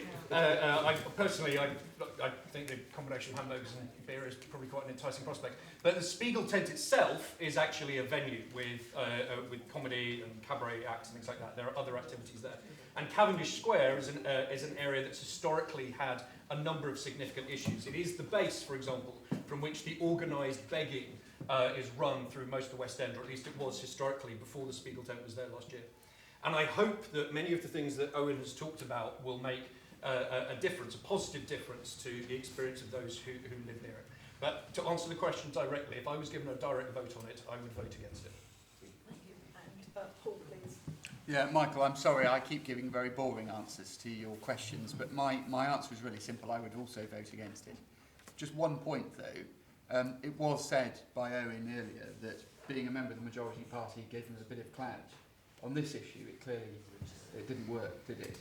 But this is a judicial I appreciate it's not whipped, but I do stress though that on the planning committee, you will have a majority. It would be improper. It would be proper in a judicial capacity to do that. No, absolutely, but you've raised yourself. As a lawyer, you might appreciate that. No, absolutely. I'm glad the Conservative membership in the room enjoyed that.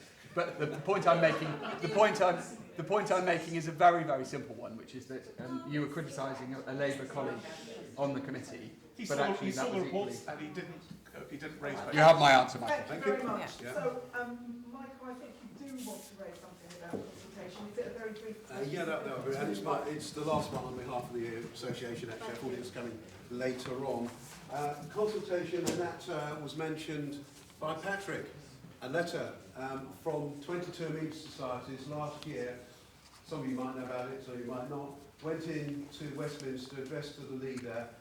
All 22 amenity societies in Westminster expressed a great deal of concern about the state of consultation as it had ended up post-COVID, although also before it wasn't so great.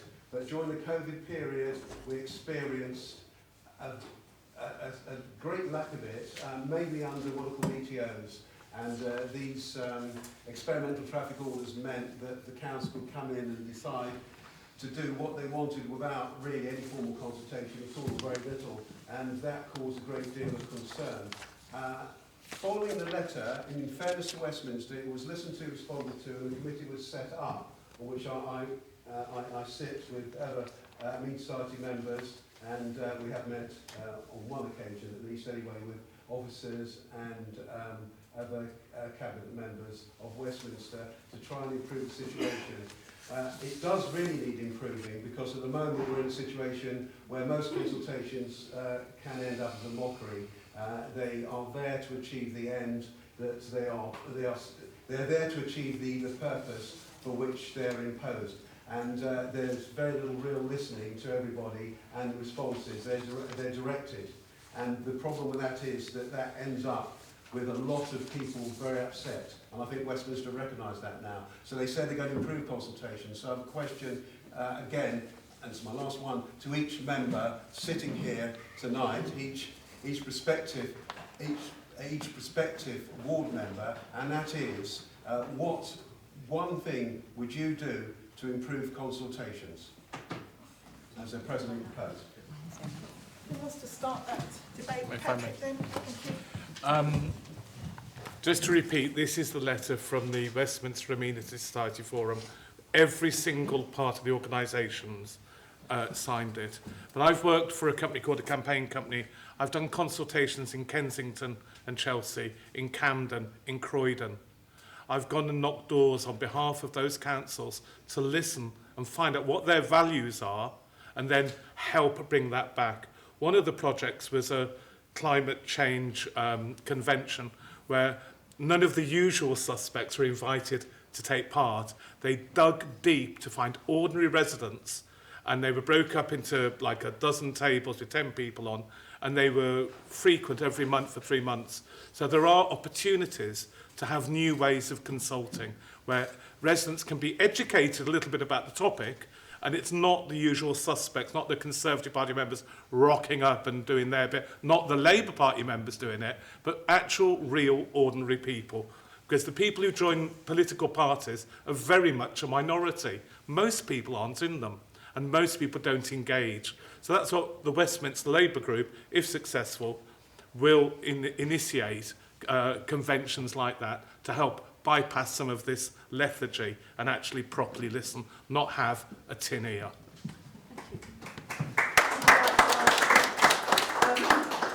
Michael wants everybody to say something about this. Julie, are you going to go next?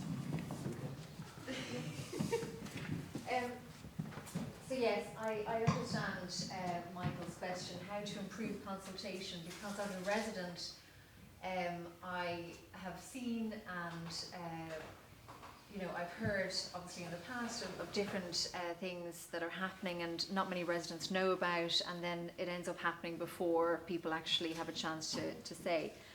However, if Tim, Owen and I are elected next Thursday, I can guarantee you that we will make damn sure that We will improve the consultation process, and I know for me, personally, listening to residents is what I do best, and I will listen, and the Westminster City Council will hear what I have to say.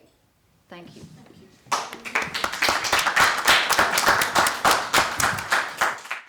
In my last answer, I alluded to the fact that consultation needs to be baked in from the beginning. So one idea is to co-design the consultation process with the amenity societies or the local neighbourhood forums as a way of really getting to the heart of the issues we're trying to deal with.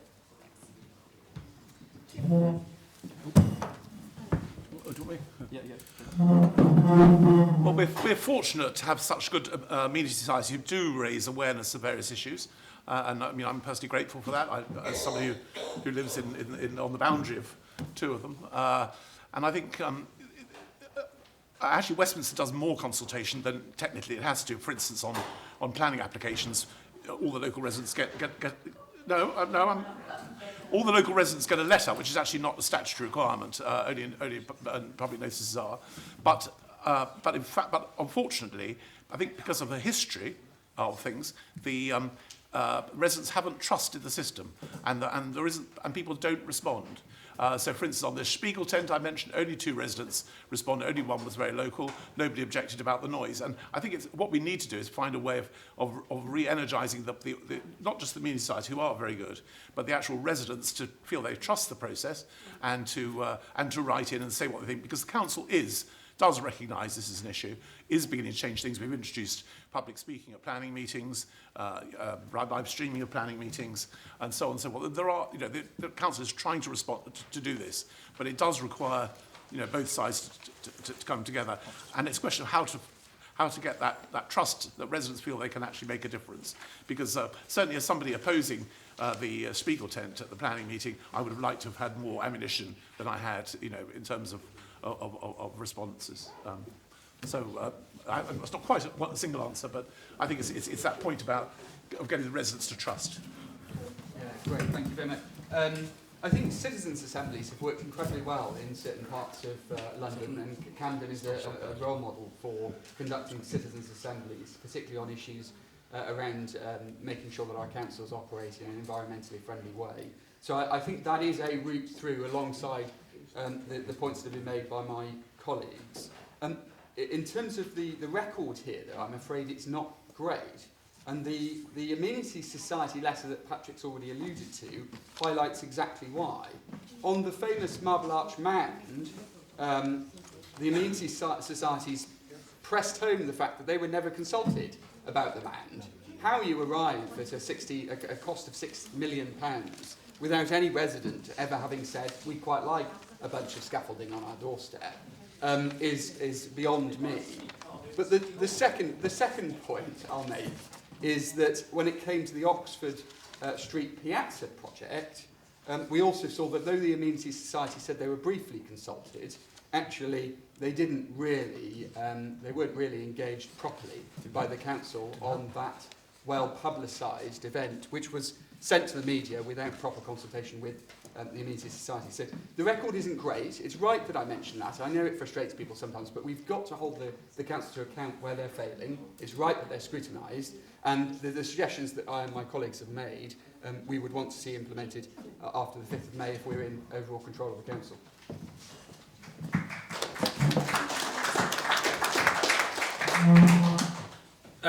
A couple of parts to this. The first direct question as to what would we do to try and enhance consultations. I think actually there is reasonable agreement here, and I think it would extend beyond the people in this room. More co-development, more of the co-creation exercises, which are fundamental to many of the ways in which people are engaging local populations more. And I would emphasise what my colleague Owen said a second ago, that that's really directly with residents, and we need to find ways. It was a surprise to us, for example, when we introduced the additional speaking rights for residents and amenity societies at planning meetings, that those have not been taken up more. And they weren't taken up further, particularly when we did them virtually and online during the lockdown period as well. So there are things that we need to do to understand why that is and to enhance those opportunities. And so in a general sense, that's the direction of travel. A couple of specifics, however. One of them is you referred to ETOs, the experimental traffic orders, which were used quite extensively during the COVID and the lockdown period. In my view, I do believe they are extraordinary in name and they should be used in extraordinary circumstances. And I don't believe that we should have large-scale projects outside of what was a global emergency. We shouldn't be using ETOs for that. Sometimes they are necessary for genuine things to do with civil disturbances or whatever else. But the idea that they are used for large-scale public temporary infrastructure projects is one that I wouldn't support, and certainly not without consultation.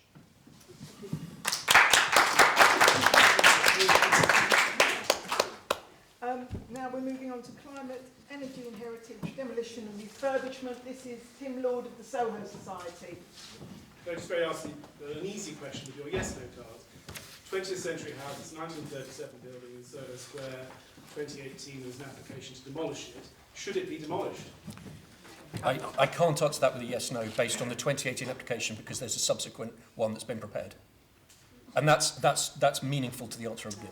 Yeah, you can ask us individually. I can give a verbal answer. But can I say, as a member of the planning committee, I can't give a joke because I have to be independent. Yeah. Okay, fair enough. You have this. I've given an idea of how I vote on planning. I agree with you. It's fine. It's fine. I think more crucially, M&S did get approval for demolition under the council's current planning policy. Do you individually think, yes or no, that Westminster City Council's planning policy should change the rules so that refurbishment is prioritised over demolition in order to protect the environment? So refurbishment already is under the revised city plan. So there was a justification given for the difference between the refurbishment and the... Yes, of course I can. Sorry, I'm merely saying that the question was based on a premise that's factually not true. There already is a predetermination under the new city plan. So every new development, since whenever it was we implemented that October, has a grid that is completed that basically says this is the carbon footprint under current use, this is what it would be if it was refurbished, this is what it would be if it was demolished, and that is a binding part of the consideration. And we are the only council in the country that has implemented something that looks like that and has taken national planning legislation as far. Can I just answer the previous question though, because that's important.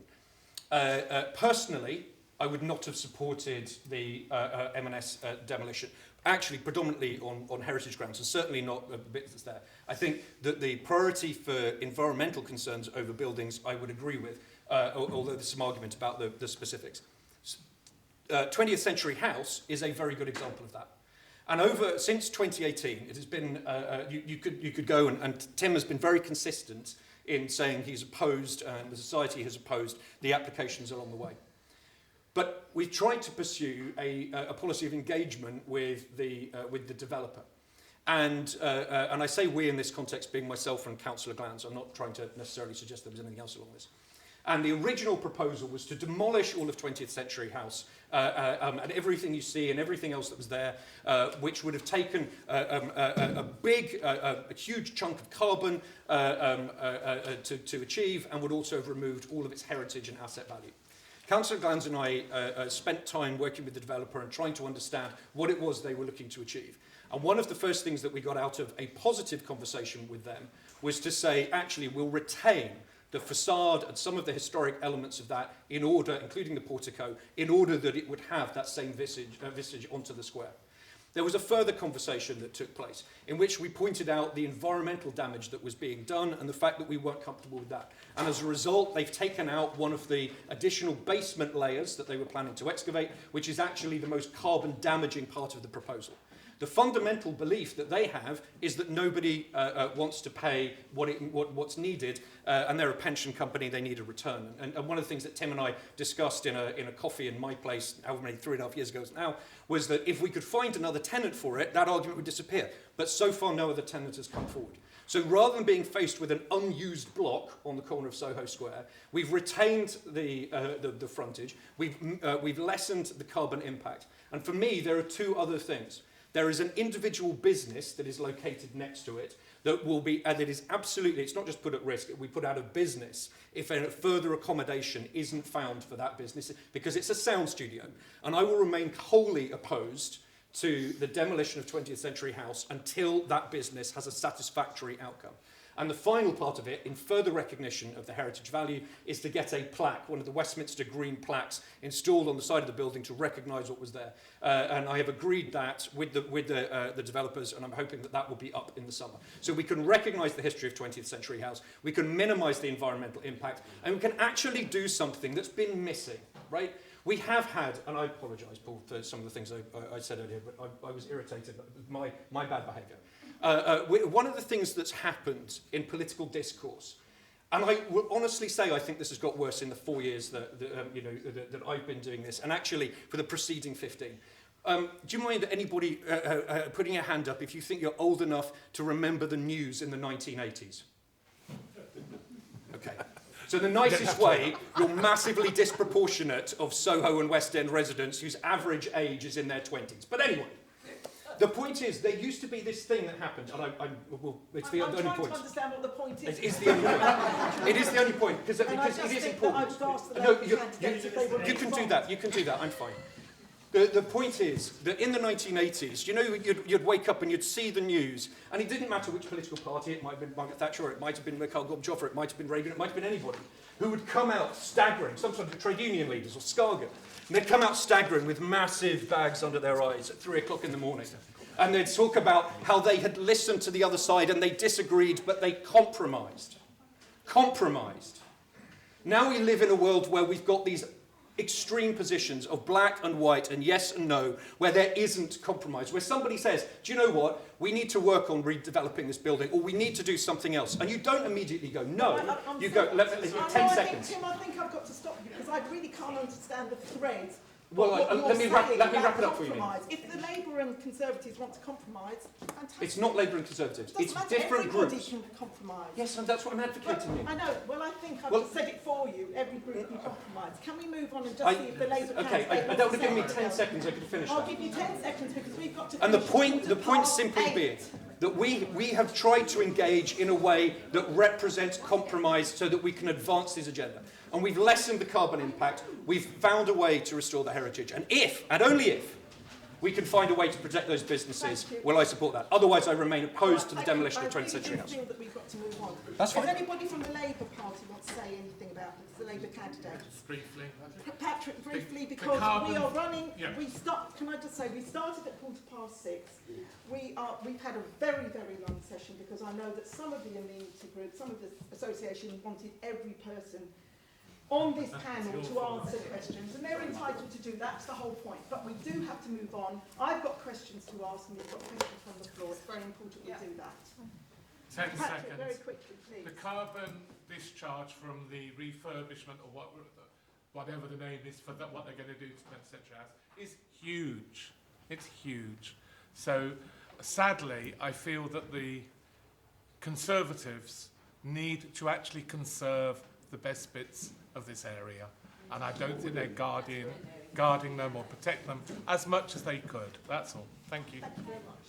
Could I say one thing in terms of the presumption, which is the question? There should be a presumption against demolition or a gutting. The presumption, as I understand it, and I'm happy to engage with you all of you after the meeting, but the presumption, as I understand it, was taken out of the local plan in April 2021. We can discuss this.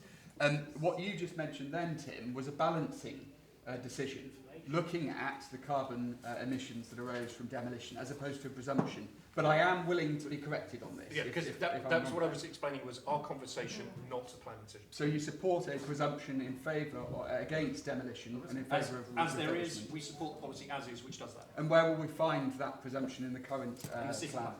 In the city plan, your assertion is that there is a presumption against demolition and in favour of... In the fact that it's taken into consideration, yes. Well, no, that's not the same thing. I really think we can't go into the minutiae of this because this is a hustings and there's lots of people who want to ask. Understood. Yeah. Understood. Can we just go on to waste and toilets? That's Jason Fisher-Jones. Might fit your front one. No, we're not. All it is, it's really simple. We now have temporary toilets in Soho every weekend. It is an intervention which has stopped or reduced the amount of urination on the street. The only question is, this is a global city, this is the centre of our global city, in which people who live here are really proud. Do the candidates think that permanent in the sense that they are every weekend, temporary festival-style toilets is the right answer for Soho? One person, please, very quickly. Very, very briefly. Our plan is to fund extra toilets through a nighttime levy. Most of the street fouling is caused by people who are drunk on their way home. So if we have a late night levy, we'll have £1 million to have a better clean-up and more toilets, more police, more street pastors, so that vulnerable people get home. They have this in Tower Hamlets, they have it in Camden. We need it in Westminster. Now, temporary until we can have permanent. We need the toilets now. Bridle Lane, so many places. You wander around and the aroma is very, very unpleasant.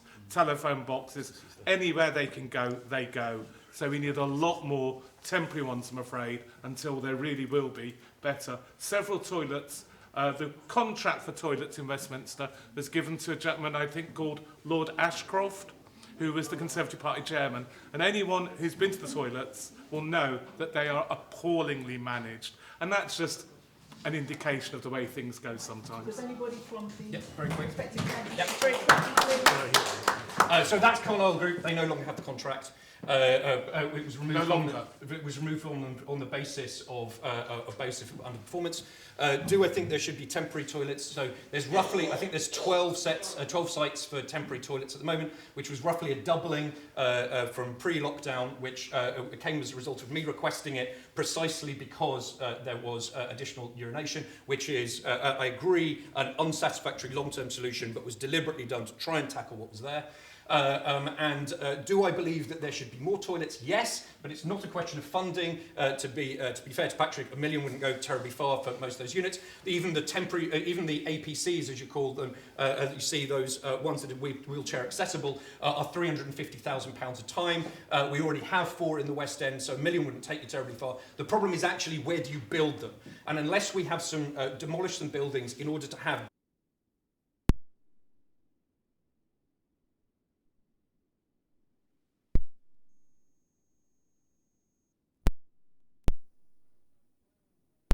Section 106 to tell new developers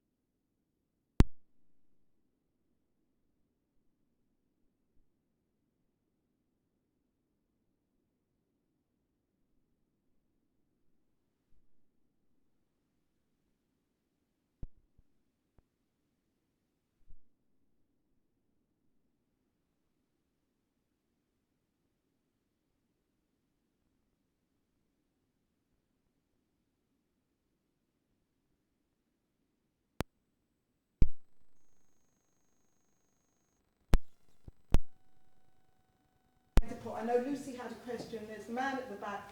This woman here has asked me just to quickly ask the Liberal candidate here, the Liberal Democrats, just to give us your headlines, if you can, on what you've heard. We've had a lot of questions. Just give us your headlines, please, as succinctly as possible. Right, so just picking up the main topics. On alfresco and noise and vision for Soho, it's very much we have to consult the residents. The sort of kind of the pavement widening and the increase in alfresco it can only happen if the residents support that. Sorry. Come back here. You'll be fine. Yeah, that's fine. Licensing. I don't think we can have a situation where the only way we can sort of revive the business in Soho and the West End is by having ever more drinking establishments. I think we are at the ceiling on that, and so I think that enforcing that limit makes a lot of sense. Privatisation of public space. I think there is a general sort of sense that, and this is beyond West End. I think that so essentially big business have a disproportionate say in outcomes, and I think that sweeps over into the whole sort of consultation question, where I think one reason people don't respond to consultations is they don't think they're going to be listened to, because they think there's been a pre-discussion and the answer has been decided, and the job of a consultation is get you to agree to it. Climate change in the demolition and refurbishment, I think that you have to have that presumption of refurbishment. We don't talk enough about climate change, partly because of what's happened with COVID and so on. It is a train wreck happening, and we're going to have to do something about it. There was a question about waste, which I don't think got really picked up that much. It's a massive issue clearly here in Soho, but actually if you go to Fitzrovia, you've got similar. Well, it's not the same issue, but there is a real problem of waste on the streets, and that actually carries over into kind of Marylebone. And as I wander around the centre of London, the centre of Westminster, it's actually quite a widespread issue. I don't think it's even just Marylebone and West End Ward. I think listening to people, you have to go back to basics. We've got to get back to actually genuinely listening to people. People are really turned off politics. They think we're in it for ourselves, that we don't listen to what people say. We're not going to respond to what people say. And I think we've got a real disconnect, and we'll pay very heavily if we don't actually go back to genuinely listening to people. And I think also we do need to try and work together. There are a lot of things we do actually agree on, and you might not have realised that in the conversation this evening. I do think there are things we do agree on, and we actually need to find and actually seek out those things we agree on and work together to implement them, rather than just finding the things that we disagree on as a sort of kind of push button, kind of divide. So that's a very quick spiel. I think I've taken up enough of your questions.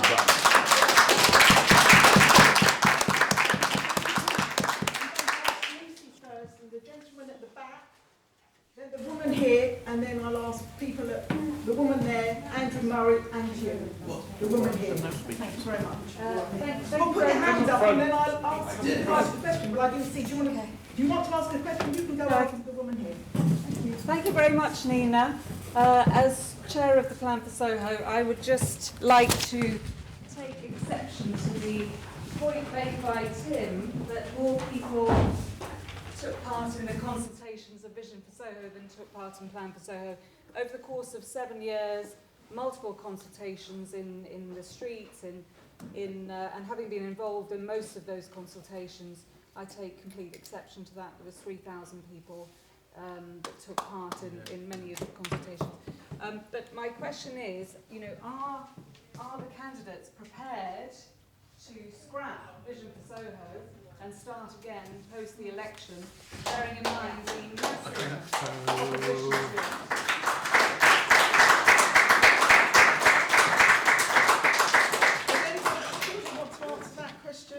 to it? The Labour candidates already have. Do you want to just roll the questions up just for speed, and we'll do all of them? Okay. Lucy, if it's... we need answers. Forgive me. I was trying to answer. I think we need answers to each individual question, because there are a number of people who want to ask questions. So we'll answer this one first. Labour's already put their signs up. If there's a consultation, it's rejected, we scrap it, yes. And our residents are separate. And residents can be asked separately, yes. And if 50% of the residents say no, it doesn't happen. If there is not a majority, it doesn't happen. Is that 50% of people who vote, or 50% of residents? Oh, 50% of respondents. Residents. We're not. I did say. I said respondents. I can't. We can't. I am answering. It's respondents. That was a factual answer. At the back. You made that clear earlier as well. I've been a resident in West End Ward for more than 50 years. The reason I think, as some people have said, that there's been insufficient response to consultation requests to individual residents is that residents have to pay for postage. Apart from applications in respect of individual buildings close to where I live, I have never as an individual been consulted, and not everyone is on email. I am not. And sure, the Residents' Association respond fully. That's fine. but individual residents do wish to be consulted. If the return postage could be paid for, I think you would get a much better response. For the last 50 years, I would say that apart from one relatively recent response, I've never had a reply from a local councillor to my letter. Thank you. I think that Patrick already said that's a good idea. Patrick, what do you say? Great idea. West End Labour have a landline, and so many people who are vulnerable or perhaps sometimes elderly can't access smartphone apps. So if you're a Peabody resident, you have an emergency and you don't have a smartphone, you have to press 1 for emergency, and you don't get any help unless you can use a smartphone. So we have to go out and find more normal ways that people who don't regularly have high technology to get engaged. That's it. Simple, great idea. Thank you. Woman there.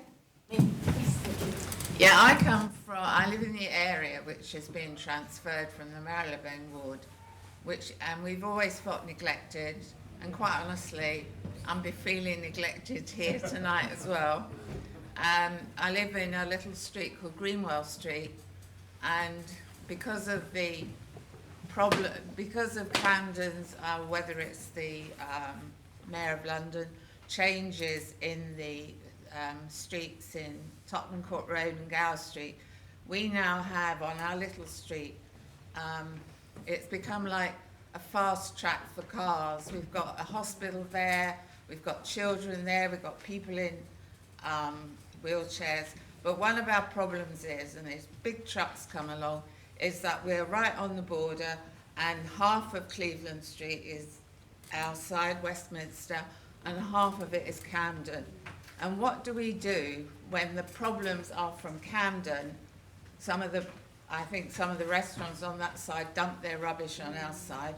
Also, the noise is from their restaurants and the way they're parking their heavy lorries that come round. What do we do when we're in Westminster and the problems, a lot of it is because of what's happening in Camden on the other side?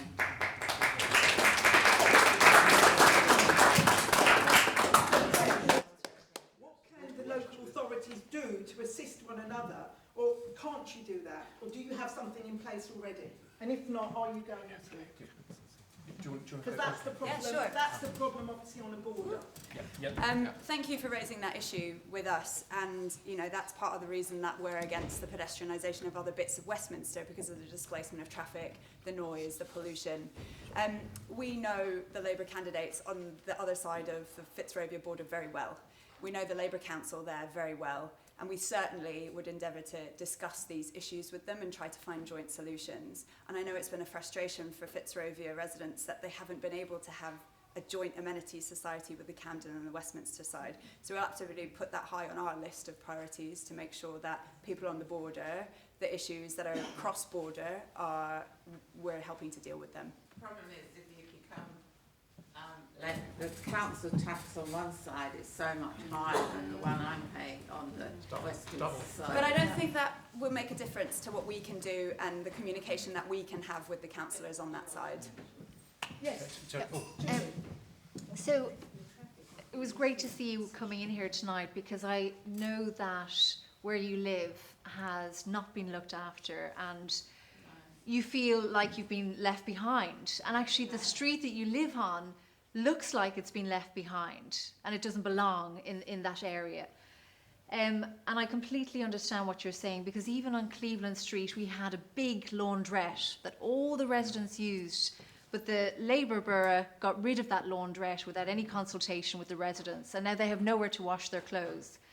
There's also Howard House, where we have some people with mental health issues and some drug problems, and this is something that I definitely want to look at if I'm elected. With my background in nursing, I've worked with mental health issues, I've worked with drug dealers, or drug dealing issues, not drug dealers. I hope not. She said she worked with them, she wasn't a customer. We're just making that clear. But this is something, I want to make that particular area a better place to live in. I've spoken to all of the traffic problem as well, and the streets are so narrow. And like you said, a lot of families live in that area. So it's something that is definitely on my radar, and I can guarantee you, if we're voted in, if the Conservatives will be voted in next week, we will do something about it. And just to be clear, Councillor Adam Harrison, who is one of the Labour councillors outside, has reached out to me over the rubbish issue recently, and we have got the two councils talking as a result. Thank you very much for that. Andrew, you had a question from this woman, that woman and that man. Okay, I've got a slight change of tone because all my questions have gone already. Well, sit down. This is an important question. It's more about politics in general. Politicians aren't generally held in very high regard, and actually I think that's a little bit unfair. Most of us probably don't appreciate the work that goes into politics at every level. So I think actually, whatever you think about their policies, we should be grateful to the candidates who are here. Yay!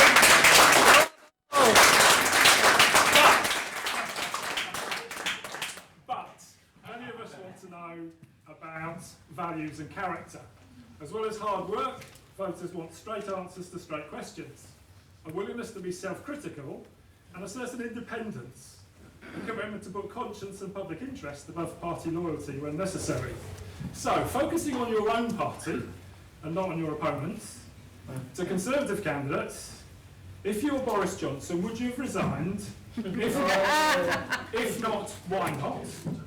To Labour candidates, what is your biggest disagreement with Sadiq Khan? Don't include Oxford Street, we've had that one.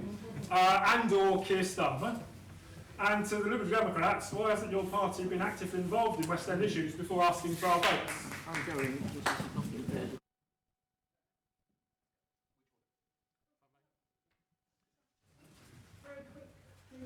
Regent Street and Hyde Park, Park Lane, Euston Road, although they're not West End ward roads, except Regent Street is, those narrowings are a real problem to me. I cycle down Park Lane sometimes. There's a perfectly valuable cycle lane in Hyde Park. We didn't need to lose a whole lane to it on Park Lane. It's an absolute nightmare. And the same is true of Euston Road. He's wrong. Fair enough. Keir Starmer, I agree with him 99% of the time. He's a very good leader. Anybody from the... Sorry, I want each candidate, please. No, it's a personal vote. No, I'm sorry. Andrew. We haven't got the time. We've got... One second. We vote for individual candidates. We're not voting for party slates. So I think it's quite important that each candidate says something. All right, we'll finish at 8:30. No, sorry, Tim, do you want to go now? And then we'll do it in order. Yes, Andrew, thank you. Very apt on a day in which, yes, Boris Johnson has been reprimanded, and the investigation into Keir Starmer has been reopened for his character. Yes, it happened yesterday. Okay, you can do that if you like. But in either sense, if it had happened to me, I don't believe I would have been there. I didn't go out and party. I didn't go out and do those. I stayed in Soho throughout and often bumped into you in the street when we were going out for walks. Yes, I would have resigned if any of those issues had happened to me, unequivocally. And I believe I speak for all of us if we need to do it. Okay. We'll have Jessica next, and then Julie. My biggest disagreement with Sadiq Khan was over the changes to the congestion charge that came in that affected residents. I know a lot of residents who need cars for their families, work, etc. The churches also complained that parishioners couldn't get in. I know it's changed slightly, but it hasn't changed enough. Keir Starmer, I think, is a man of great integrity. I don't think he's held the government to account enough on COVID and the Partygate scandal.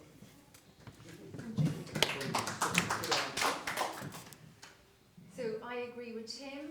I think you should have stood down. I am a nurse. I've worked all the way through the lockdown as a COVID vaccinator, and I did that, and then I went home and I didn't see anybody else, and I abided by the rules, abided by the lockdowns, so therefore that's my feeling.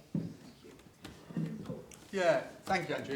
It's a really good question. It makes life tricky for us a little bit, but I think it's absolutely right that all of us are held to these commitments and the comments that we make about our parties. On Sadiq Khan, I had concerns, big concerns, about the Marks and Spencer's decision, which appears to have been reversed by Gove, of all people. So that was my biggest complaint there. On Keir, his biggest error it was allowing Jeremy Corbyn to stay in the party for as long as he did. And it's absolutely right that he's now no longer a member of the parliamentary party. I agree completely with Paul on that point. It's nice to have some agreement across the aisle. On Boris, I think this ambush with cake issue, I think is in itself not resignation material, but I think the overall tone that was set in number 10 was clearly inappropriate, and he has to take, although it's partly a civil service, he clearly has to take the flak for it. So I agree completely with Tim that Boris should have resigned. Thanks. I'm Faye. I wanted to raise... I was going to just respond to Andrew's question, if I may. Oh, yes, of course. So, your question was, why are we not been sort of campaigning with standing candidates? I think we want to give everyone an opportunity across the whole of Westminster to vote Liberal Democrat if they would like to. I think all parties try and stand candidates in every ward. We're trying to build up capacity to campaign everywhere. We're obviously a smaller party, and so it's a bit of a challenge. So we're building, and we definitely want to endeavour to be able to be doing a full-on campaign, not just in 2026, but well before that. So we're working on it. Thank you. Well, I've got a question, but I just wanted to add to what Suzanne was saying about Greenwell Street, in that it's very heavily commercialised. We have a hotel, we've got an orthopaedic centre with elderly and mobility issues. We have loads of children, and we have a high density of social housing as well. And the decision for the traffic has been a Westminster decision, where they have made surrounding roads calm for traffic, and our road now is a free for all, the trucks and everything that's going through, but there has been a lack of compassion for the residents, and the pollution is farcical because it's selected areas where it's being addressed. That's just our, and on top of that, they've added a controlled cycle lane. Someone is going to get killed, which we now have pedicabs, e-scooters, and antisocial ongoings that is horrendous, as it's a hot spot for the area. That was just on that question. My question really is, because I'm very involved in the community, and those two lovely ladies have left, and they actually encouraged me to ask it. I actually am focusing on the elderly in the area as well as the young, okay? Oxford Street, and I understand everybody's got your passions and you are entitled to it. There are a lot of car drivers here and people probably living in a higher income pension or whatever. A lot of the pensioners are pension poverty. A lot of the lower paid income people are living in social housing, rely on public transport. A lot of people commuting can't always use Crossrail, the tubes, and certainly the older people because of the step access. And so bus transport is really important. Stopping routes and having to cross huge carriageways to get to your venue. Oxford Street has had established department stores out of business. That is shameful in today's society. Instead of revelry and more beer things, we're talking about social isolation. We're talking about young mothers with nowhere to go. We're talking about people with mental health, living in areas where there's no support for them, and communities have been disbanded because the younger can't afford to live in the areas that they perhaps have grown up. We have wonderful parks that you can't get to, and pollution is at its worst. So on behalf of the older people, the decisions, and not the talking, what are you going to do? In Hammersmith and Fulham, social care, adult social care, it's in the news today. I mean, care homes and the catastrophe that's gone on in the care homes, and COVID has not gone away. I think we need to be very clear on this. COVID has not disappeared.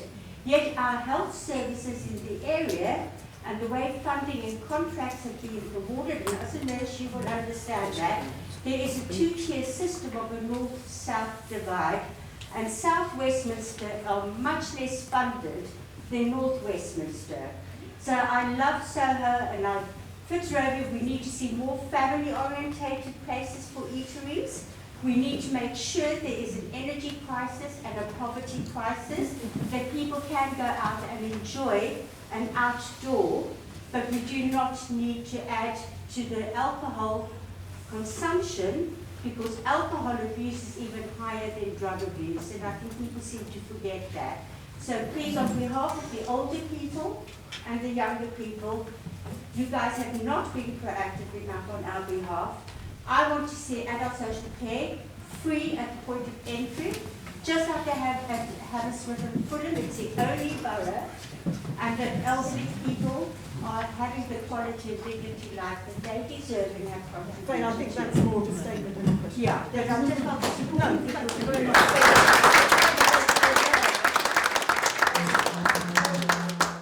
Now, we've got two more questions. The woman there and then the man there. Thank you very much, and it's a related but potentially opposite end question. My name's Ella, I live in Marylebone, Westminster Girl through and through. I run a youth charity by Leicester Square, and I'm a school governor up in Maida Vale. So really thrilled to be here with people who care about our community as much as I do. And I think lots of us would agree that one of the ways that we judge a community is how well it takes care of its most vulnerable children. And as a governor, where the school is, we've got a very small catchment area, but we draw in children from Westminster, Brent and Camden. And I've got to say that there are vulnerable children who require social care services. The difference in the quality they get from Westminster City Council with our outstanding children's services versus, frankly, more expensive council tax and Labour-run Camden and Brent is horrendous. The children in Camden and Brent get patchy support, they're tossed from social worker to social worker, and it's a postcode lottery on how the children are looked after. So I'm really proud of our children's social services. How will you, and I'm very happy to just take a party answer from each side, how will you ensure that we, in the next council term, our most vulnerable children are protected here in the West End? Fantastic work that you're doing. One example of where the Labour Party was on the front foot was the desire to ensure that children from poorer backgrounds got fed during the school holidays. And the saddest thing was that Westminster Council voted against that. And this is a very recent thing. It's the Marcus Rashworth thing. And sadly, Westminster was well behind the curve there. And I think that's a tragedy. The other things that we need to ensure are that there are places for young people to go to do learning, like libraries. It's about time that Marylebone had its permanent library, that Mayfair's wasn't under threat. And with a bit of extra money, we can ensure that they are. And I see you're laughing, but we had the document that said £200,000 will be saved. So someone was doing it. Tim didn't know, but someone did know. All right. Anyway, pardon me. So, yes, I think school children should be fed if they're from poorer families during the school holidays. I think we should keep our youth clubs open, like Four Feathers and others. And I think that's possibly got its future a bit dubious under the council, so I'm not sure. Tim might know a bit more about that. As the comment suggested, I do. So I'm, in addition to being your ward councillor, I'm the cabinet member for young people and learning. So I'm responsible for the £100 million a year we spend on 49 schools, the libraries, social services and so on. We do indeed have the top-ranked social services for children in the country, according to Ofsted. We have 93% of our schools that are ranked as good or outstanding. We are the preeminent district for taking care of young people in the centre of London. And I can confirm, and actually my opposite number has been lurking at the back in the nicest possible way this evening, I can confirm that free school meals will continue throughout the rest of this academic year, and the support that we give through the grants that have been made available for all of those school activities right the way through the school summer holidays and right the way through the end of this academic year. There is no threat to that. There is no threat to Four Feathers. There has not been at any point in the 2.5 years that I have done this job a single second under which Mayfair Library has been under threat. It is a manufactured issue that these guys used in order to scare you and collect email addresses in a petition. It is a 100% manufactured issue. There has never been a moment at which Mayfield Library is there, and I give you an absolute promise that if it was to close, I would resign. Okay, thank you. Great.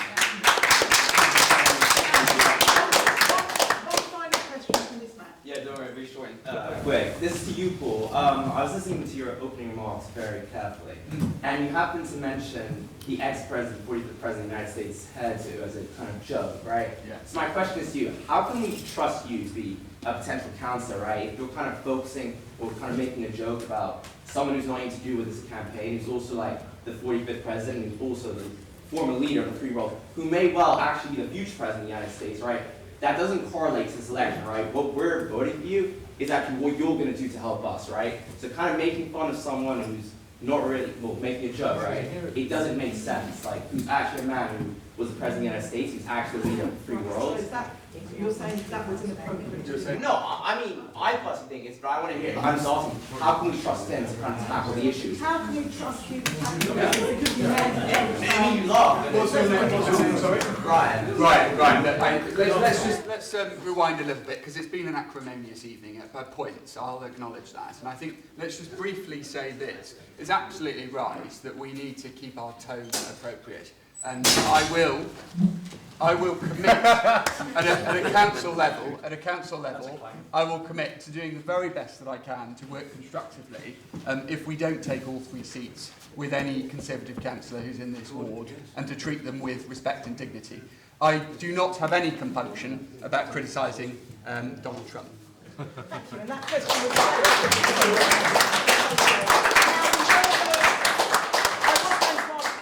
to sum up, but it's been a very long evening, and I think if they sum up, they're just going to retrace every single thing they've said, and I think that we know that they said, because they've had a tough night. So I want to thank the Marylebone Association.